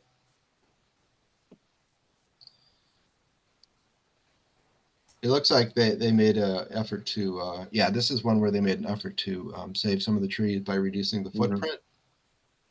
Do we still have any issues with trees other than the ones John brought up about the water line? Maybe we require an arborist to look at that when they install. For the water line, yeah. This one we did have. If you recall, I think that this was heard a few times last year, and those trees were concerned. Right. There was an arborist report, and they did come out and say these trees along the right side of the house. I can pull it up.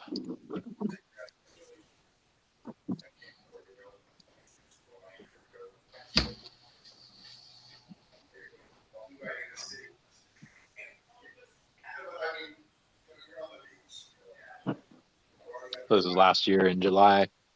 Okay. Christopher Hunsaker.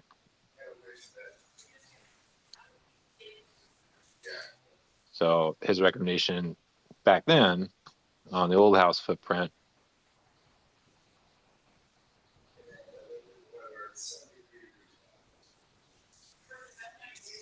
I'll show you the map here.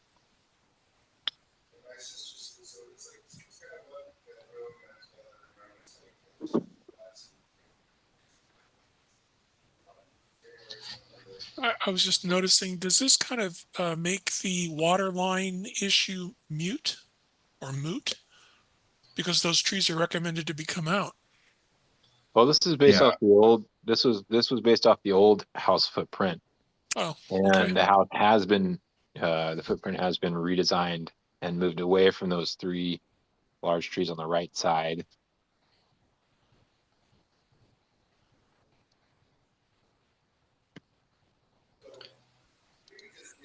So at this point, do we need another arborist report to determine whether they can get a line through there still? Or is there another plan to circumvent those trees? I wish John Gordon was here to speak to that. Yeah. I mean, at this point, they got an arborist report, and he determined that those would be in danger with the original design. With the new design, like Alan says, is that a moot point, or is it something we should still be concerned with? Are we looking at an accurate tree count here? Yeah, so this is the original tree canopy. Yeah. And John Gordon he said the original tree canopy plan is probably the best reference still, to use. Mhm. Thinking that the new footprint would spare all these trees in the what you're looking at here in the to be kept, the dark area. It's except for the 20-inch hemlock in the front left corner and the 9-inch hemlock in the rear, close to the property line and probably too close to the house. So because of that, I included this original tree canopy plan here. This tree up here was marked, labeled as dead. So I put a mark on it. Which tree? To be removed. Oh, in the Number top 9. right there. And then I think the alder, this one certainly is gonna, it's right next to the edge of the driveway, is gonna come out. And number 20, what about number 20? This one down here. The 20-inch tree. Yeah, so that's the one I think John's referring to as the 20-inch hemlock in the front left corner. He thinks probably should go. So he says this is the probably most pertinent site plan with some exceptions, and that would be one of those exceptions. So let's see. So we're talking about this one right here. And Joel, and the committee, Yeah. what about the 9-inch hemlock directly above number 11? Yeah, this is the other one, the second hemlock that he thinks need to be removed. It sure looks close to the foundation. Yeah. So we're looking at maybe 13 trees at this point that need to come out, and maybe 6 that will remain. And where's the replanting plan?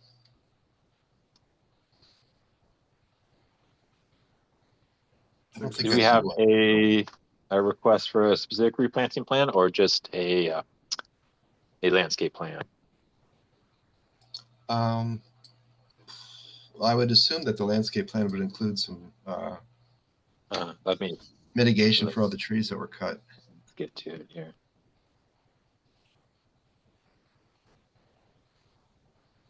Okay. Here's our landscape plan.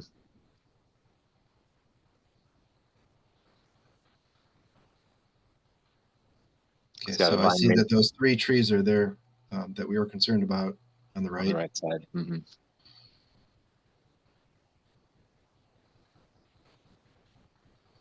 And it also looks like that other one on the bottom left wouldn't be there. Bottom left, I'm sorry. And maybe up here, this 9-inch. Yeah. Tree at the top.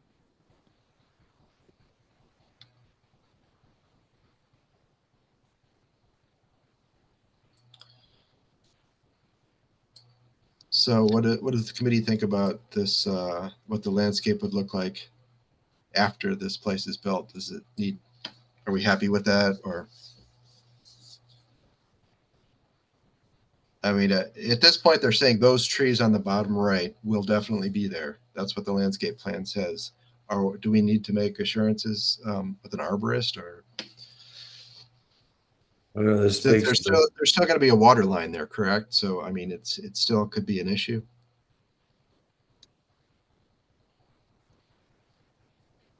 It kind of speaks to the discussion we had the other day at the workshop, where we'd really benefit from having an arborist that we could call on in these cases. That's a Sudden Valley arborist, not a contractor arborist. Right. So we're thinking that we deny this with comments. Is that what we're thinking? Oh yeah, definitely. Yeah. I guess the driveway is definitely an issue, and then I guess we need to clarify what sort of assurances we'll have to which trees would be here and which ones would be removed. Is that what you're thinking, Dan?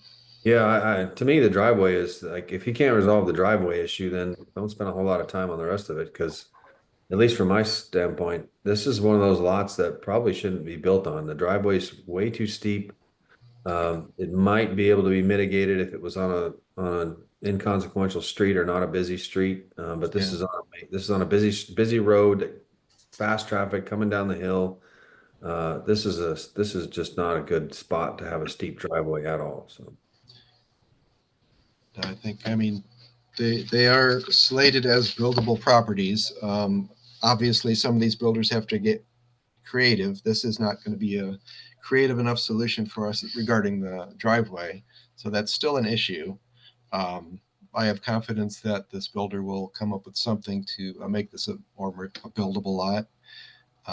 The trees, we're looking at a landscape plan right now that includes 5 trees, I think, that, or is it 4? Is that up on the bottom, on the top left there? That one, is there one there? Yeah, this looks like a vine maple, and these are labeled as Ascara. I'm sorry, there was a tree at the upper, behind the house that you said may need to come out. Is that, that's not included though, right, in this? This one up here. So John indicated that, you know, this hemlock down here and this one up here may also need to come out. Okay, so this is not accurate. Not complete. So you'd like to see an updated tree canopy plan that's reflected in the also reflected in the landscaping plan? Yeah, I think so, Joel. Okay. I have a motion, unless there's questions. Go ahead, John. I think we covered everything. Okay, so a motion to deny item 21, application for new construction, 101 Polo Park Drive, with the following comments. The driveway slope is not acceptable. It needs to be addressed. We need a new tree removal plan, complete one. We need to some indication about how the water access is going to not impact the trees in that location where they connect. We need a garage door color explicitly detailed, and we need details on the back patio, if it's going to be gravel or a deck or something else. So I have a question since I'm taking the notes. Is it that we want to know what the garage door color is, or that we want to know what the accent color will be applied to? Or is it both? Well, they already give us the trim color and the siding color. We just want them. There's an accent color also. Oh, and the accent color, right. It would have to be the siding color. So the garage door needs to be the siding color. So clarify that the garage door is the siding color. Yes, thank you, Diane. Okay, and the accent, do we want to know what that is? Good question. Well, the accent is on there, right? Yeah. Yeah. Specify location of the accent color. Yes. So I'll put that all in one. Clarify the garage door is siding color and where accent color will be. Excellent. That's a good summary. But again, I would emphasize, was that a motion, John? Yes, it was. I would just emphasize that the driveway slope, all the colors in the world aren't going to mitigate that driveway slope. So they need to address that and not get it from 25%, down to 22% or something. I mean, that needs to be a 15% driveway or less in order to work in that location. Otherwise, it's going to be a safety hazard for the existing residents, whoever ends up buying that house. But I'm more concerned about the safety hazard for the existing residents. The only way they can do that is to dig the house further into the ground, so the slope isn't as much, correct? Well, we don't know how they do it, but they have to do it. It's up to them. I mean, these are deemed buildable lots. So, I mean, you got to get creative. I'm not sure how to do that. I'm not going to suggest how they do it, but just for safety's sake, it has to be done. Yeah, they would either have to go lower the house or go further back to the back of the property. I mean, if you could slide the house back another 15 or 20 feet towards the back of the lot, then you and you lower the slope a bit, but I mean, as it is right now, when we were out there, we were just, yeah, it was not a good scene to try to have to back out of that driveway, so. So if the builder listens to our conversation, they will get it in the notes that the driveway slope is unacceptable. There's a motion on the table. John, did you want that 15% or less added to your motion? I was not clear. I don't think we should. I don't think so. I think they need to look at our Just our policies. unacceptable, period. That was just my editorial comment if the builder wants to go back and listen to this, so. Okay, got it. I'm just clarifying. Thanks, guys. All in favor of John's motion? Aye. Aye. Aye. All opposed? Okay. I have to leave. Sorry. Okay. See you next time, committee. Is this a drum thing? It's go into town, get a haircut thing. Not me. But yes. Okay. Thanks. Bye. All right, we'll see you, John. Okay. Do you have any new constructions left? Yeah, one somewhere.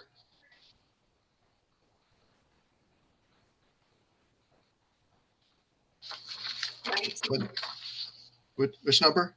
19. Okay.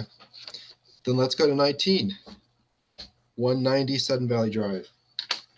All right.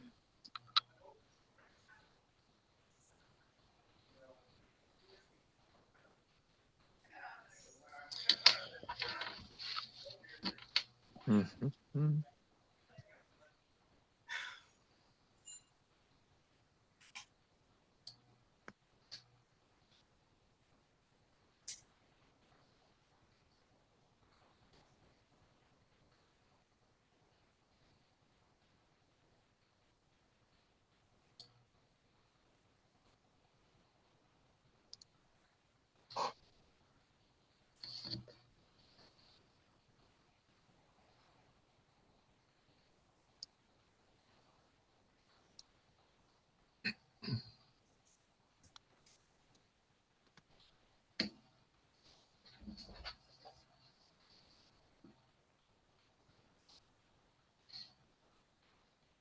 All right.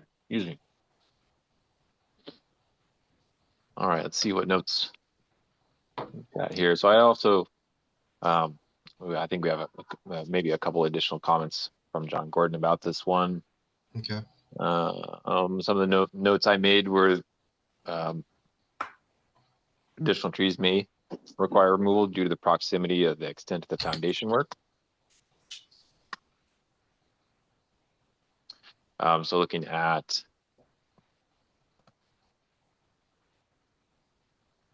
the tree canopy plan.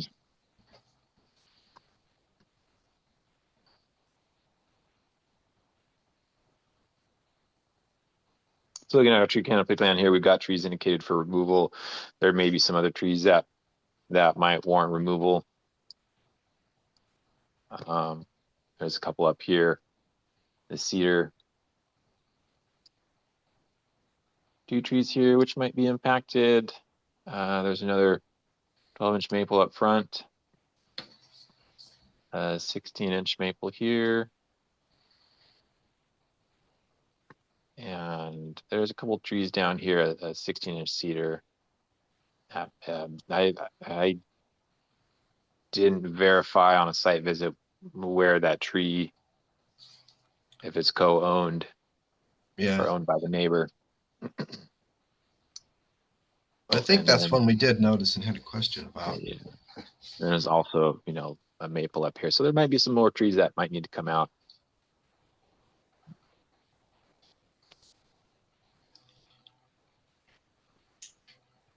Do you know what the footprint is on this one, Joel? Let's see.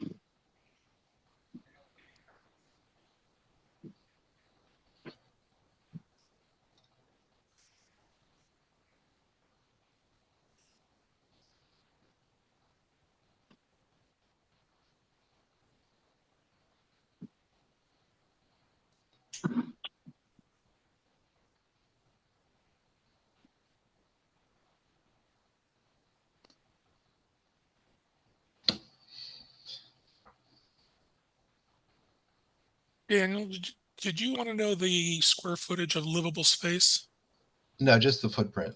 footprint? They have the house footprint listed as 2104. It's 31.5%. Okay.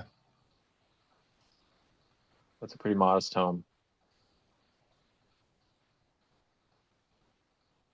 Yeah, What do you call my place? It's 900 square feet. it's a pretty small lot. It's a very small lot.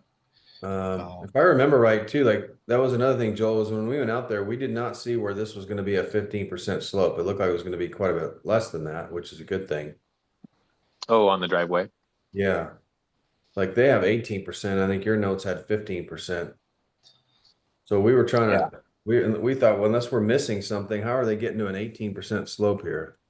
Yeah. Well, I mean, looking at the site profile here, it looks like they are going to, come down from Sun Valley Drive to a strip drain, and then I kind of come back up. So they have some negative slope away from the home to run that storm water.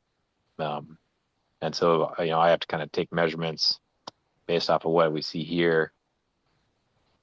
Yeah. But Okay. yeah, you may be right. It may be less, and that's I mean, just out there eyeballing it, it didn't look like this driveway Mhm. slope was going to be a challenge on this one. And it's not a busy street, so nobody was, going to be trying to back out into a cars flying by. So Mhm. the one thing that we noted was the trees on the, I guess if you're standing on the street on the right side of the property, and how the house is really snugged up against that side of the property line. And if it was possible, just to to just kind of pivot the house away a little bit, like slide it to the, Mm-hmm. I guess think it would be to the north, but slide the whole house to the north and then pivot it a little bit. And that would, there were some pretty big trees along that side that looked like they were also might be shared or close to being shared, that you'd be able to preserve the trees on the other side, which would be, I'm sure, a nice feature for the neighbor who's enjoyed them. So Yeah, and the neighbor, I mean, since that is fairly close to the neighbor and it's a 20-foot, I guess, gable right there.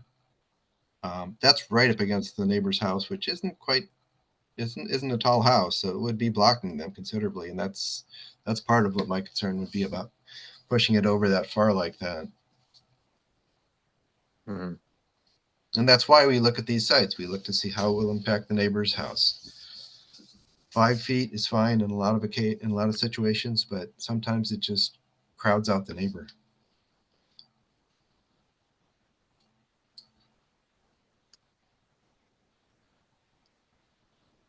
Okay, what else do I have on this one? I think one of the issues that yeah. you brought up, Joel, is the possibility of ADU in this one.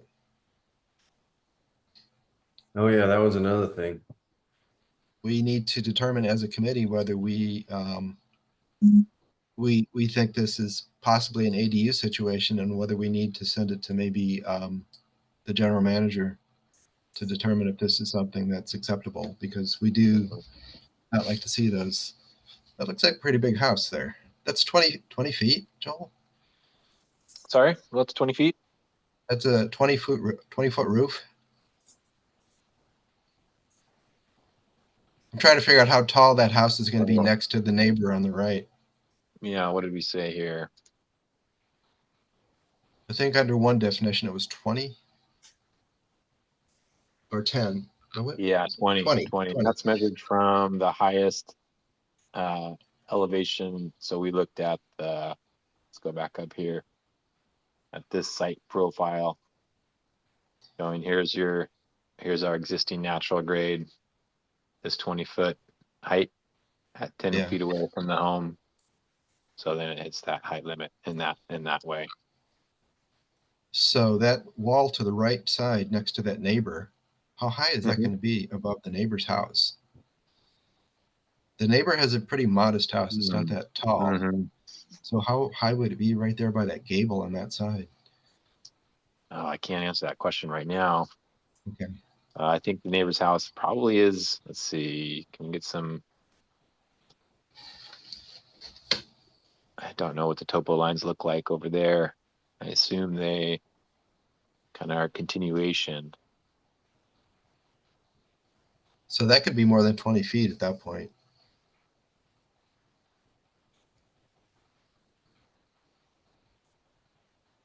So the 20 feet at this point is that top of that gable compared to the driveway area. Is that correct?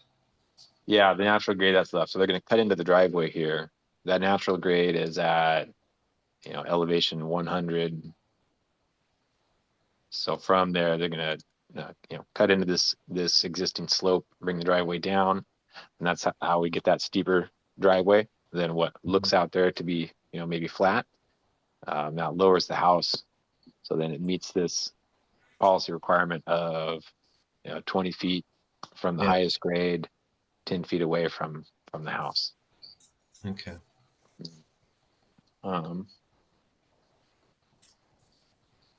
Let's see.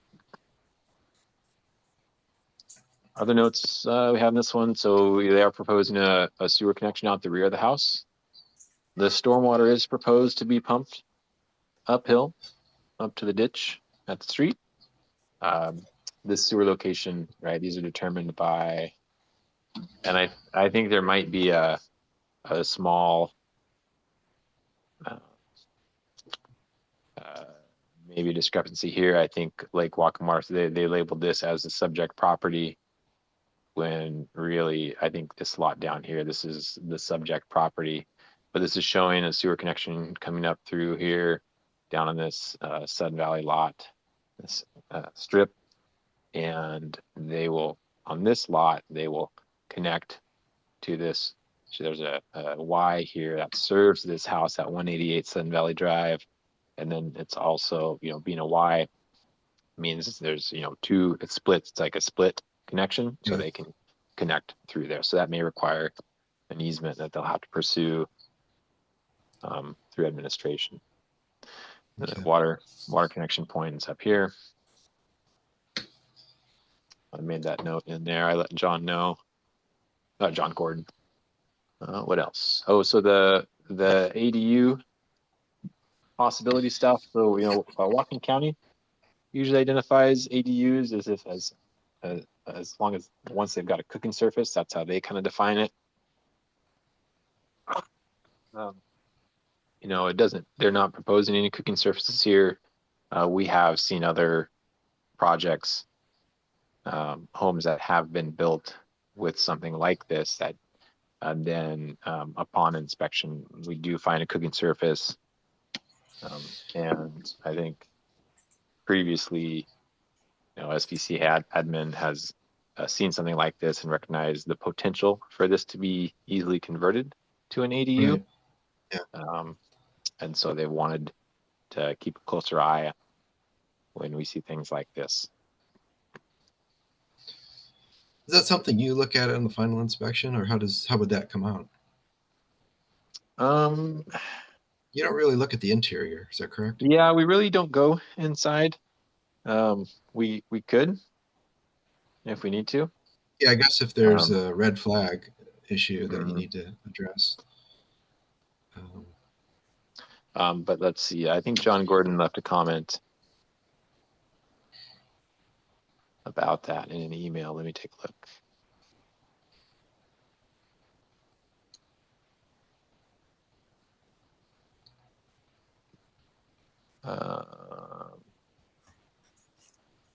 It says he was unable to connect with the builder except for very briefly to discuss the apparent ADU at this property.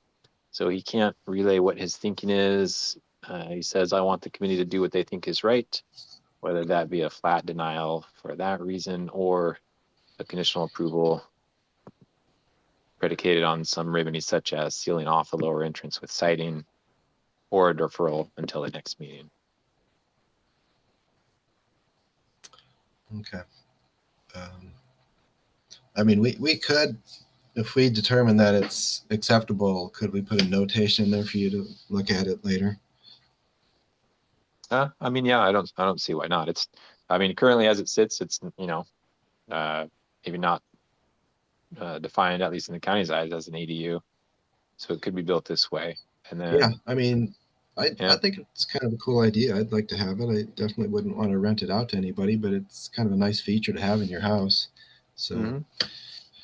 Yeah, just because there's a sink and a refrigerator and downstairs. I mean, we have that some people call it a man cave. in our house. Yeah.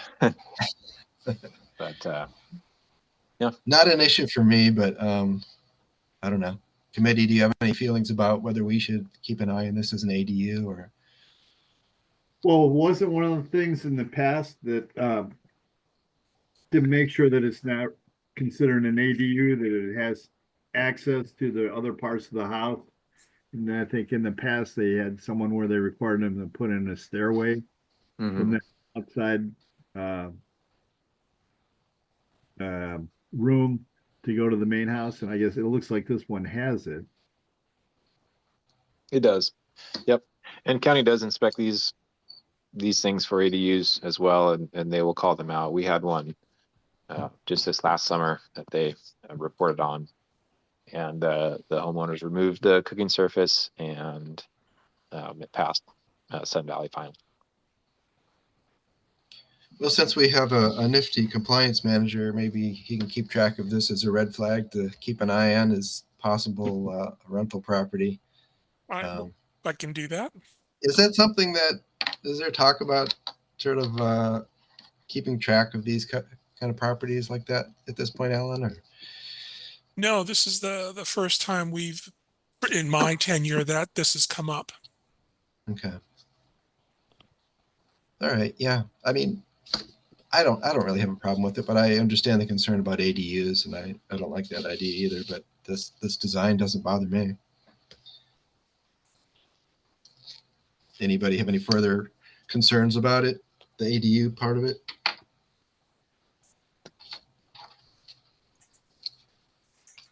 Okay.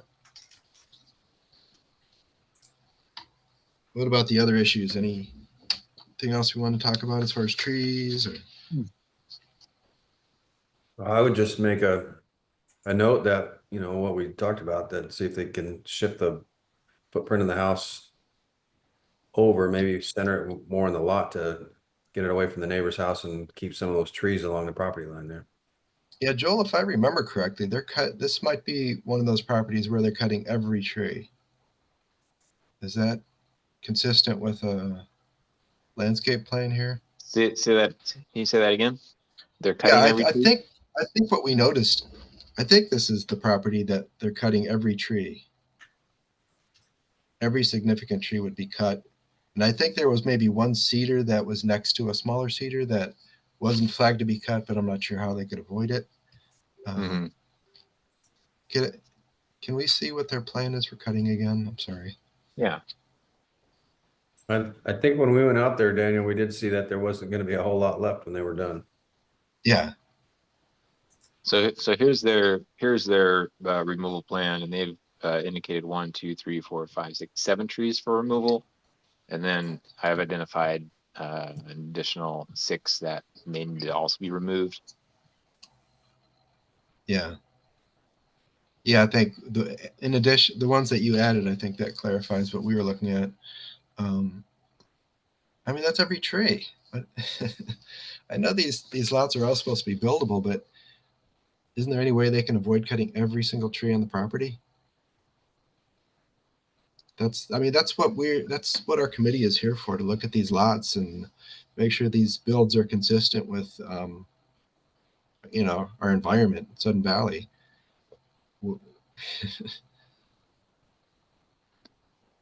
I think Dan suggested that, is this the one, Dan, where he suggested that they move it over a little bit to maybe save a couple trees on one side? Yeah, just to get it away from the neighbors on the lot 77 side. Lot 79 is more of a driveway there on that side. Lot 77 is be right up against the house. You could move it away from there, get it out of the shadow of lot 77, and then also keep some of the trees between them.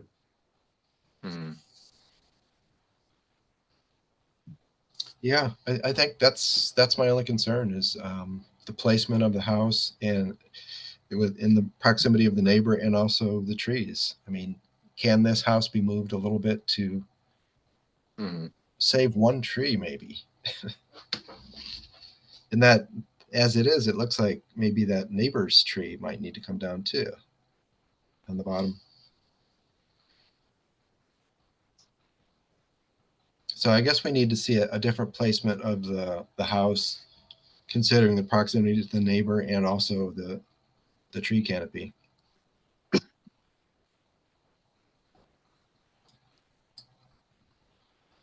Is that what the rest of the committee feels? Dan, could you articulate that into a motion? I'll make a motion to deny the request and seek some further clarity, particularly on the tree canopy and the ADU, and ask if the builder can relocate the house on the property to preserve the trees between lot 77 and this house. Maybe center the house on the lot a little more, and with the focus on tree preservation. All in favor of Dan's motion? Aye. All opposed?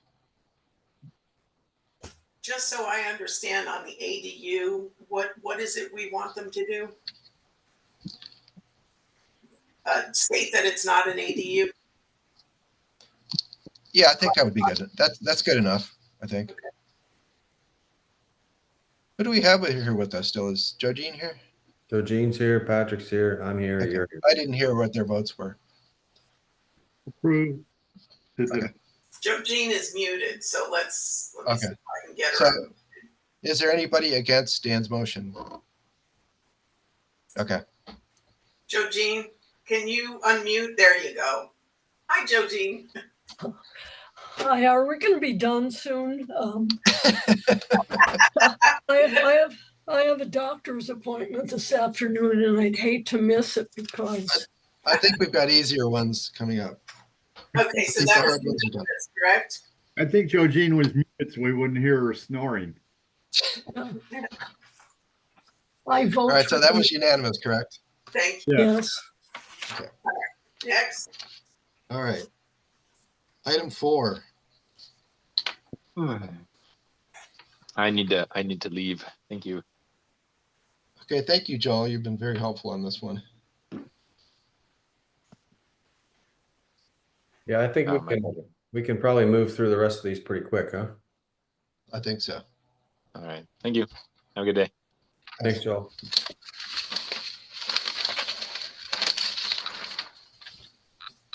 Okay. Item 4, 23 Grandview Lane.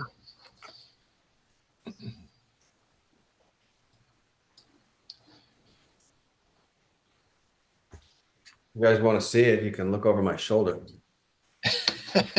That's it. That's I'm funny. right back there. Yeah, I've got no problem with this as far as how we're concerned, our committee is concerned. Just based on the photos, I'm a little bit concerned about the construction of it, but I'm assuming that the county has looked at all this and it makes sense. But I've got no objections to our committee's review of this.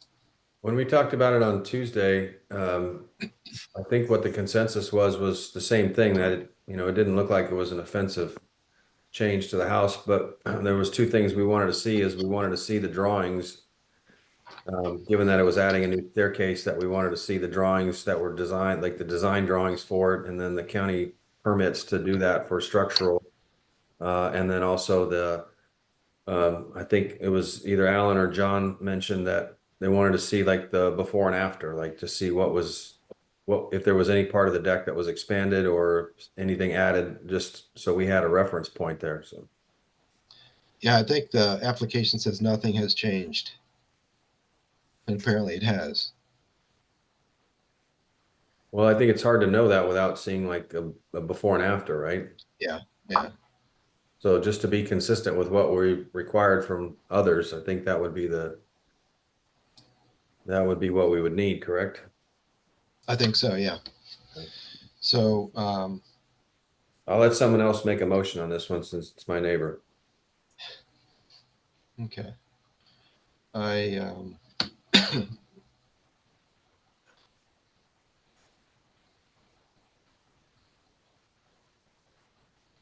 yeah, I think, so do you feel like we can approve this, but we do need some, a record of what the other, what the before was? Is that essentially your concern, Dan? Well, You I mean, think I think if we're being consistent with, what we would require from somebody that was coming to us ahead of time, we would say, well, Yeah. show us what you have now and then show us what you plan to do. And if it's, similar footprint, it's not a big deal. So I think we would want to, I'm just trying to go back, and like if somebody was coming to us ahead of time and saying like an in concept, we'd want to see the before, and we'd want to see what they have now and what they're proposing to add. And then if they're adding anything structural like a staircase, we'd want to see the design on that. So I would say we probably deny now, but conceptually we're okay with the idea, but we deny now until we see the actual drawing for what they've done and how they've improved it. Yeah, I think just to be consistent with the way we would approach other homeowners, it would be to see the supporting data before approving it. So, yeah, okay. What if they don't have pictures of the before, or say they don't? Well, they could give us a drawing of what they did do, just because I guess we're just approving. Yeah, this is complicated when people come to us later on. And is there a fine involved in this? I don't see there should be a fine. I mean, in their mind, it is pretty much the same thing. They're just adding a stairway. So the stairway is brand new? I'm not sure. That's what we're trying to determine. It says it's Daniel, yes, go ahead. I remember a conversation with Patricia, and she is replacing the wood with Trex. That's her major intention, not that she was adding a stairway. So there may not be county permits, and there may not be a design drawing, because if all she did was replace the slats with Trex. Yeah. Okay. So, well, in that case, we're just approving or not approving based on what we see in the photos. And if it is a like for like, other than the fact that it's a different material, that's wouldn't we want, that would be the verification that we'd need then. If they did add anything structural, like expanded deck or staircase, if they didn't, then no worries. If they did, then we need to see that. So correct. And I don't think there was, but if you like, we can contact the homeowner and verify that there was nothing added, that it was just Trex for wood replacement. Well, I don't have a problem going on what Alan remembers the conversation and just approving. Do you have an objection to that, Dan? No, I like I said, I don't know what was there before. I don't remember. So okay, so we will just go based on the information Alan has for us, which I think is probably sound. So I'm pretty comfortable. Yeah, pretty comfortable with that, Daniel. If there was any doubt in my mind, I'd say so. Okay. Well, my motion would be then just to approve this. All in favor? Aye. Aye. Aye. Opposed? Okay.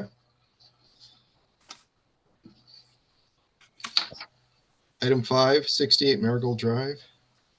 This is an extension for a painting project.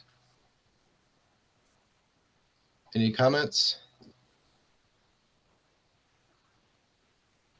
I move to approve. All in favor? Aye. Aye. All opposed? Okay. Item 6, 9 Whispering Cedars Court. Fence for a dog. This is our buddy Matt. He came and visited us for part of our tour. I'll move to approve. All in favor? Aye. Aye. All opposed? Okay. Item 7, 4 Ridge Crest Way.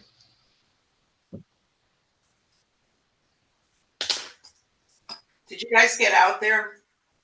No, we didn't look at this one. We do have questions though. This is one we couldn't really make a ruling on because we don't have enough information. He does not have email. And cannot get on Zoom. So if you have questions for him, you'll have to go out there. That's okay. Next meeting. Or call him. We have a phone number. But yeah, of course. Yeah, we don't really, it says similar to the other one, but we need to know the size, the lot coverage. I mean, is that an issue? I mean, how much of his lot is he covering? What materials is he using? Is it going to be exact duplicate of the other one? We don't know these things. And is he keeping the other one? We don't know that for sure. Yeah, he is keeping it. He just needs it for the extra wood. Okay. We don't know if it's a lot coverage issue either. Correct. He owns the lot next door, but they're not bound together. Okay. And this started as a compliance issue because he took all the trees that fell and made a big wood pile, and somebody complained. Sure. Pile on the vacant lot. So then he moved it all to the non-vacant lot and now needs a place to store the wood. But I think the issue here was not necessarily that there was a problem, because certainly by the picture on page 2 of 2, it's a messy situation nobody wants to see. I think the issue was, can't just say I'm going to build a shed and we say, okay, go build a shed. We need to know, like, what are the dimensions of that shed? Where is it going to sit in relation to the rest of the property, setbacks and all that. So I would make a motion to deny and request additional information on the size of the proposed shed and location and relative to the property lines. Just, more information the way it's described in the regulations and in the ACC guidelines. So and the material used. Yeah, material, like what they're proposing to do. If it's just going to be a replication of what's there, that looks like it's pretty innocuous and would blend right in. They just need to clarify that. They need to spell it out. So yeah, we don't know if it's going to be a corrugated tin roof. I mean, I think it says it's a similar size, but it doesn't say. It says construction will be similar to existing, but we need clarity because we've been burned before on this. So, are you saying you can't contact them, Diane? No, I contact him on phone, but he can't listen to YouTube, for example. So I have to make sure that I totally understand exactly what I'm saying to him. So what I've got is you want the exact dimensions, the size of the shed, the location to the in reference to the property lines, and the materials that he's going to use, and in particular the roof. Is it going to be connected to the house? Or yes, correct. All of that. Yeah. Okay. And if it would be helpful, I mean, if it'd be helpful for the homeowner, we could add this to the next site visit. Yeah, we're happy to go visit. Yeah, he was waiting for you on Tuesday. Okay. I think I failed to let you know that. So sorry. Well, yeah, it was getting dark. It was getting dark anyway. I thought I forwarded it, but I may not have. You may have. Yeah, but it's hard because nothing's an email, right? So I had to have written an email to tell you this, and I think I got sidelined. Yeah, I think we've got no real objection to it, but we do need some clarity before we actually approve it. So the motion is to deny as submitted. And then, but the comments are the size, the location to the property lines, the materials to be used, and whether or not it's connected to the house. Anything else in particular? I think that's it for me. So did we vote on it? No. All right, all in favor of denying as submitted? Aye. Aye. Aye. All opposed? Okay. So real quick, back to item 423 Grandview. I found a picture with that house in the background, and you can see it did have a staircase. So Alan was right. It's not an additional staircase. It was already there before. So, well, if Alan ever says that, I just assume it's the gospel truth. I appreciate the validation, Dan. Good. Well, you're at the mercy of the homeowner, whether they told you the truth. You were True that. Absolutely. Yeah, it's not necessarily that's the truth, but Alan believes it's the truth. All right. Well, we got quite a team here. Tag team and all this information. Item 8, 11 Lookout Mountain Lane, deck and dog run. This was the one where we clarified A and B are not going to be considered. Oh, yes. It's C through F. You know what I wasn't clear about in this one is they have some of that plastic lattice underneath their deck. Is that how they're going to finish out their fence? It looks like they definitely intend to use the deco or hog wire for the main portion of their fence, but I noticed they do have that lattice underneath there. I wonder if that's how they're going to finish it up.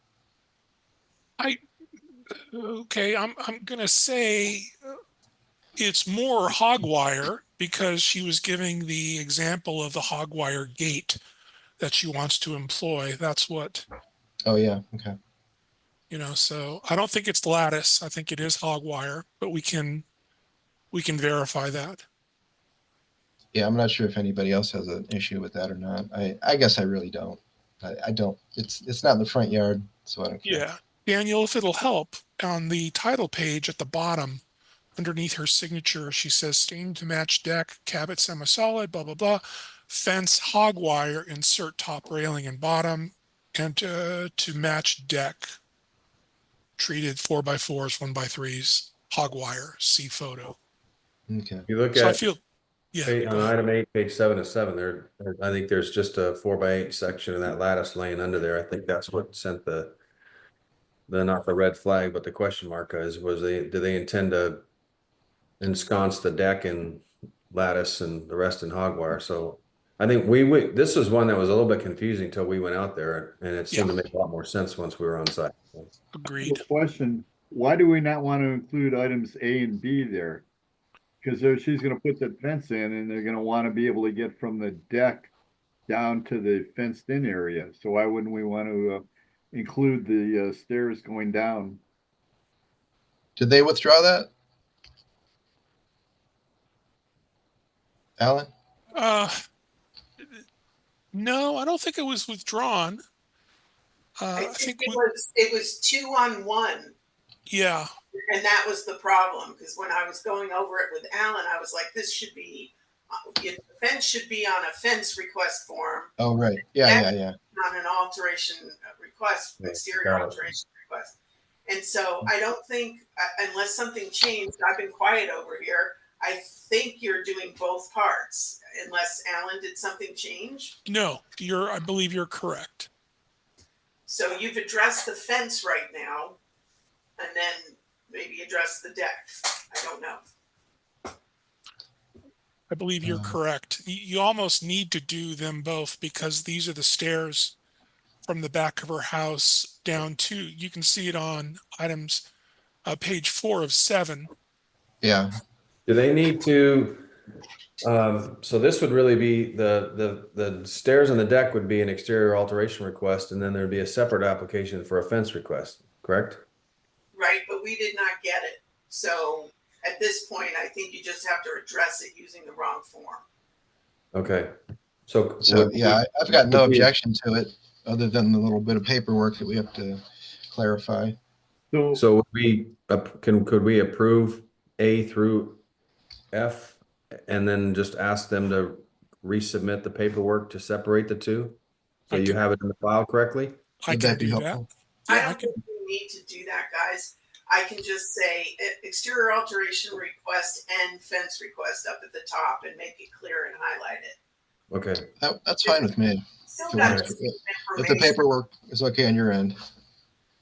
All right, I will make a motion to approve this exterior alteration request inclusive of items A through F, with the note that we would not condition it, but would request the landowner not use lattice under the deck if possible, but it's not a requirement.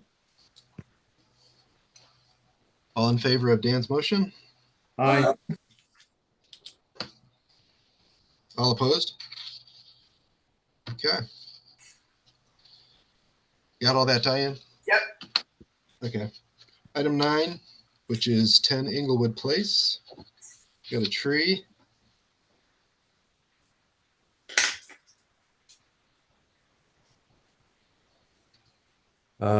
This is one where we said they don't even know. They got a question like need evaluation if they're on the property. So Yeah. I think we need to deny this subject to further information as to where the trees lay relative to the property. And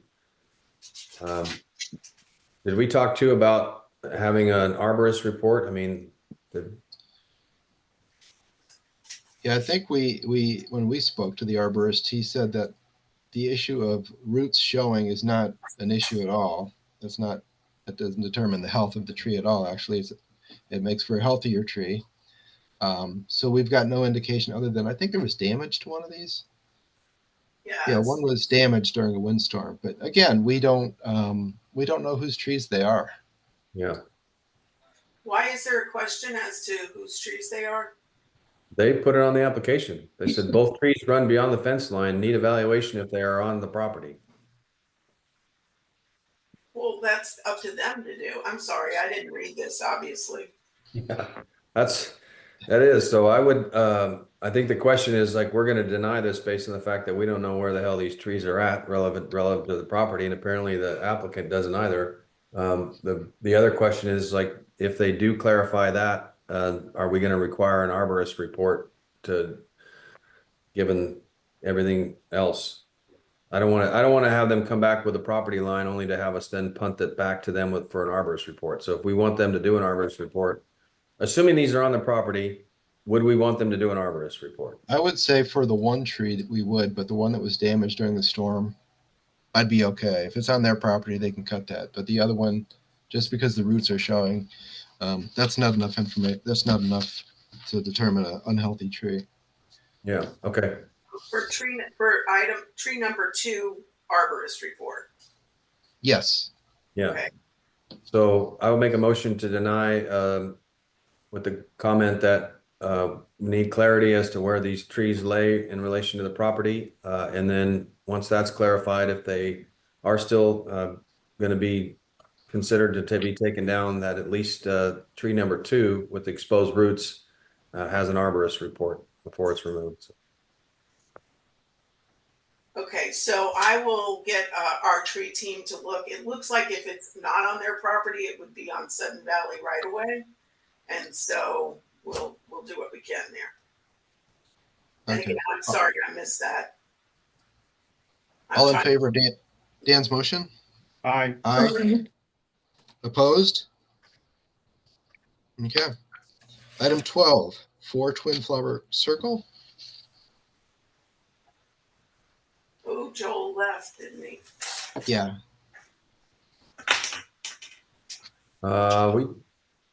We talked about this one at length. Which one are we doing? Yeah, I kind of wish Joel was here for this one. Right. Um, 12.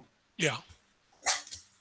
Yeah, I mean, we can if we don't have enough information, we could deny until we get clarification if we have specific questions we want to address.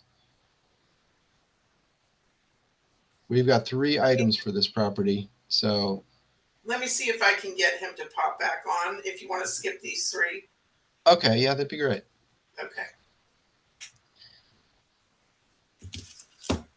Then let's move to item 16, 10 Loganberry Lane. Do we get 15 already? I'm sorry? Do we get 15 already? Why do I have that crossed out? Alan, Did they withdraw that? Did they withdraw? Should that be off the agenda, Alan? No, it should be considered. Why did I cross 15 out? I don't know, but you might want Joel for it, so why don't you keep going? Okay. I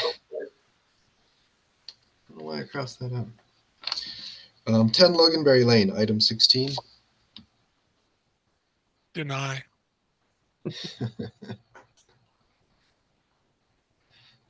I'll second that. You second the denial? Easy now. Alan can't even make a motion. No. It's just, and John's not even here to hear it, so. Well, I'll convey that joke to him and see if that still plays when I repeat it. I doubt it. Yeah, this one we got a really good arborist report, an actual arborist report.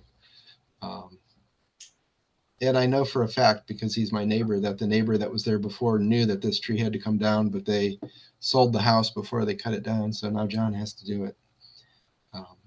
So it seems legit as far as I'm concerned. Yeah, well documented. I would support any motion made to approve this.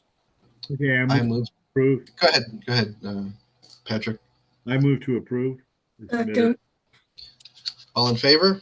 Aye. Aye. All right. All opposed? All right. 22 Lost Fork. Item 17.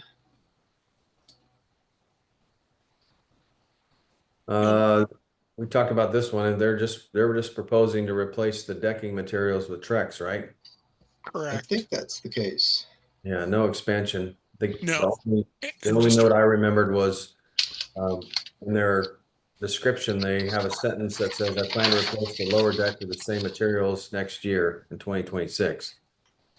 So we wanted to clarify that our approval is for the upper deck only. Yeah. So I would make a motion to approve this exterior alteration request with the clarification that it's for the upper deck only, and that replacement of the lower deck would require a separate application when they decide to do that. So. Nice motion. All in favor? Aye. Aye. Opposed? Okay. I'm just trying to get Joe Jean to her doctor's appointment. So. Is that the psychiatric one? Yeah. Item It will be 18. after this meeting. 154 Sudden Valley Drive. This is another tree. I don't think we had any issue with this. They had an arborist assessment anyway. I don't know that it's a full-blown report, and it does look. I think Alan determined for us that this is on the applicant's property. Yep. Correct. Alan determined that. Maintenance team did. Okay. Can I get a motion then? I move to approve. All in favor? Aye. Aye. Opposed? Okay. Item 20, 94A Polo Park Drive, another tree.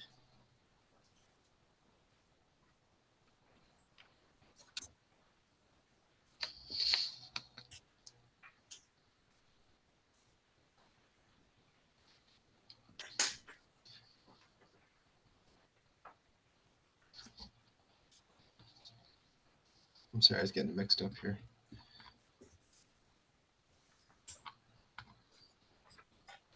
I don't think we had any issue with this one, did we? It was top of the tree blew off. Yeah, I don't think we had any issues with this one. There's a lot of other trees in the area. It's not like it's gonna. Yeah, I mean, that's going to be an expensive tree to take down, so I can't imagine it was just willy-nilly putting in a tree removal request. So. Yeah. I'll make a motion to approve item 20. All in favor? Aye. Aye. Opposed? Okay. All right, nothing for Joel, so You can't get a hold of him? no. Okay. All right, let's go back up to item 12. This retaining wall. We'll call it that.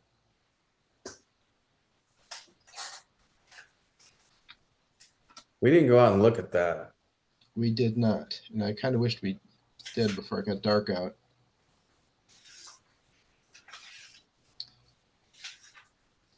I mean, it looks like it could be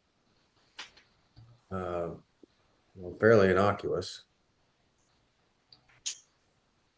Yeah, I mean, I think it's a bad picture. I think calling it installed is also a bit of a stretch. It looks like it's just kind of a pile of rocks that lay in there, but I think it probably serves the purpose.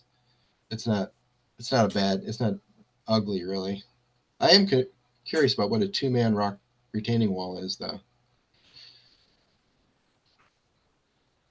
Can we vote on this wall? I move to approve. All in favor?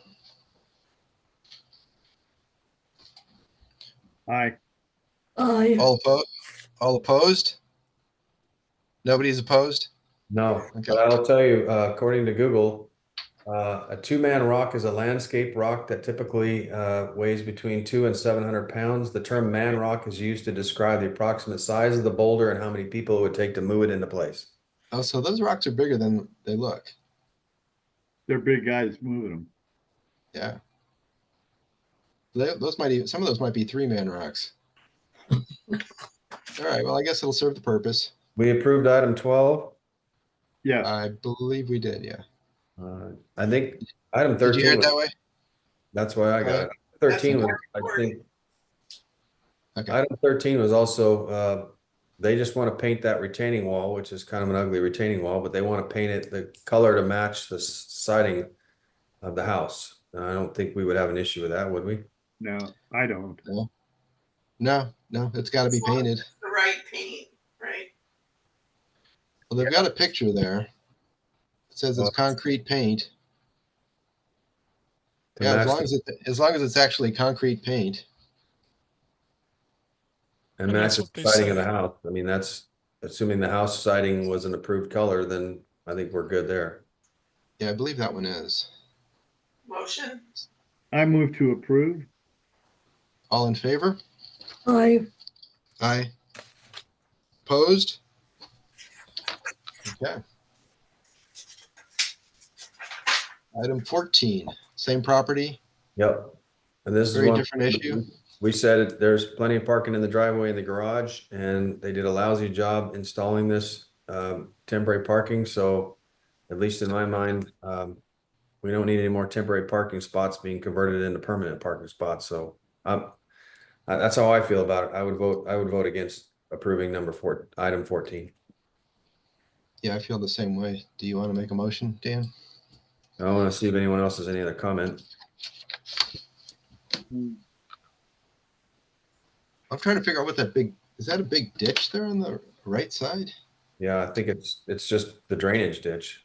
Yeah, that all needs to be fixed up. But yeah, I'll make a motion to deny item 14 and direct that it be removed as part of the final cleanup for construction. So you want it to be restored back to reconstruction conditions. Correct. Yes.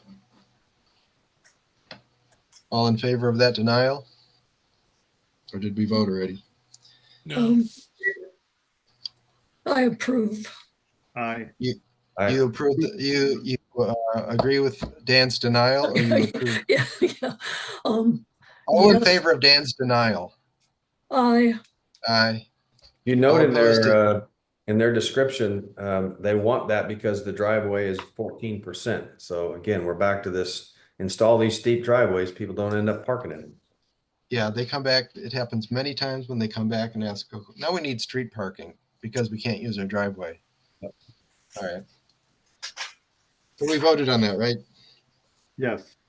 Okay. Denied, and it was unanimous. Denied. Okay. Hello. Oh, one more.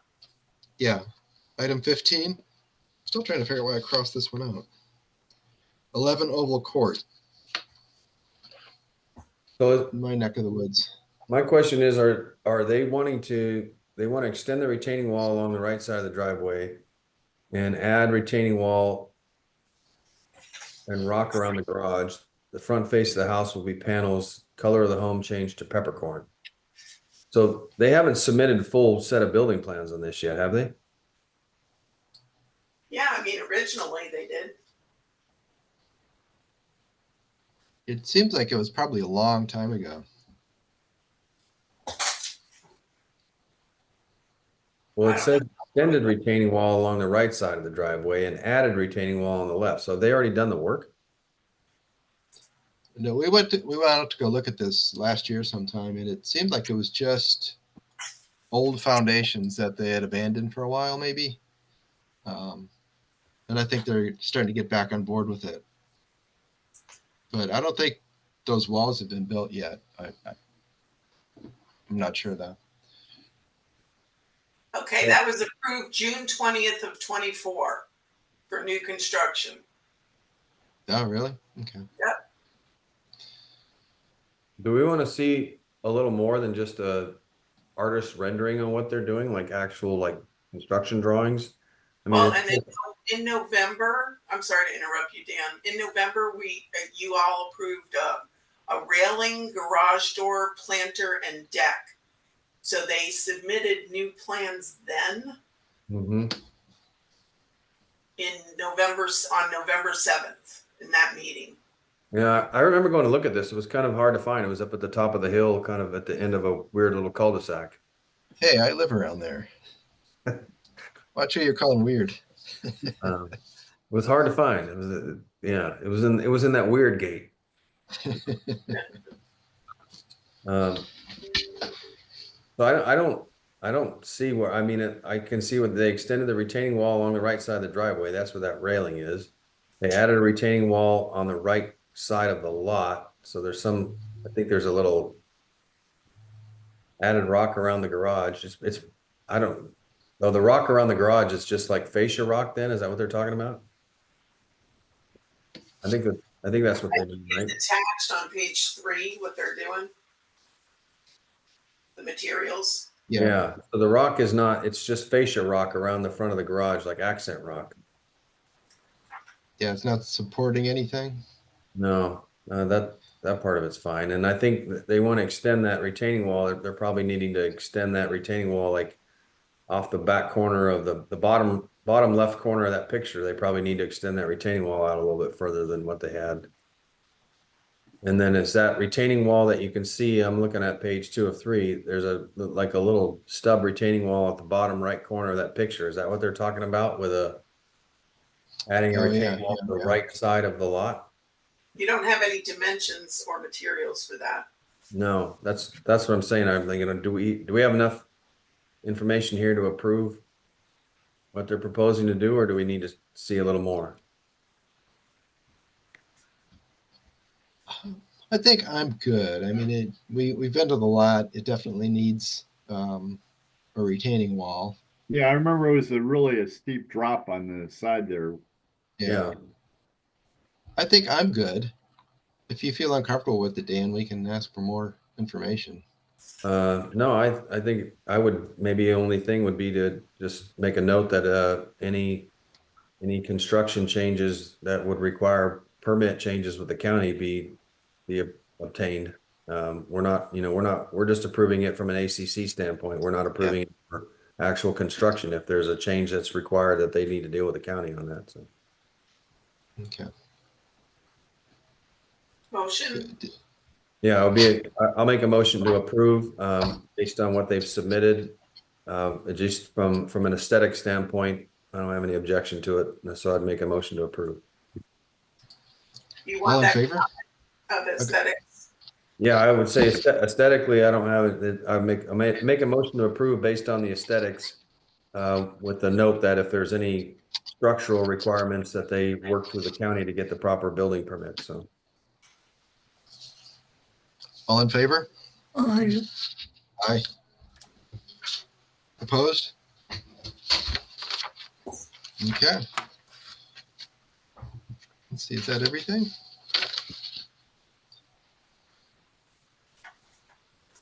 I think we covered it, right, Diane? Yep. Okay. Let me know All when right. you're- All right, this meeting, it is 11:46. Our meeting is over.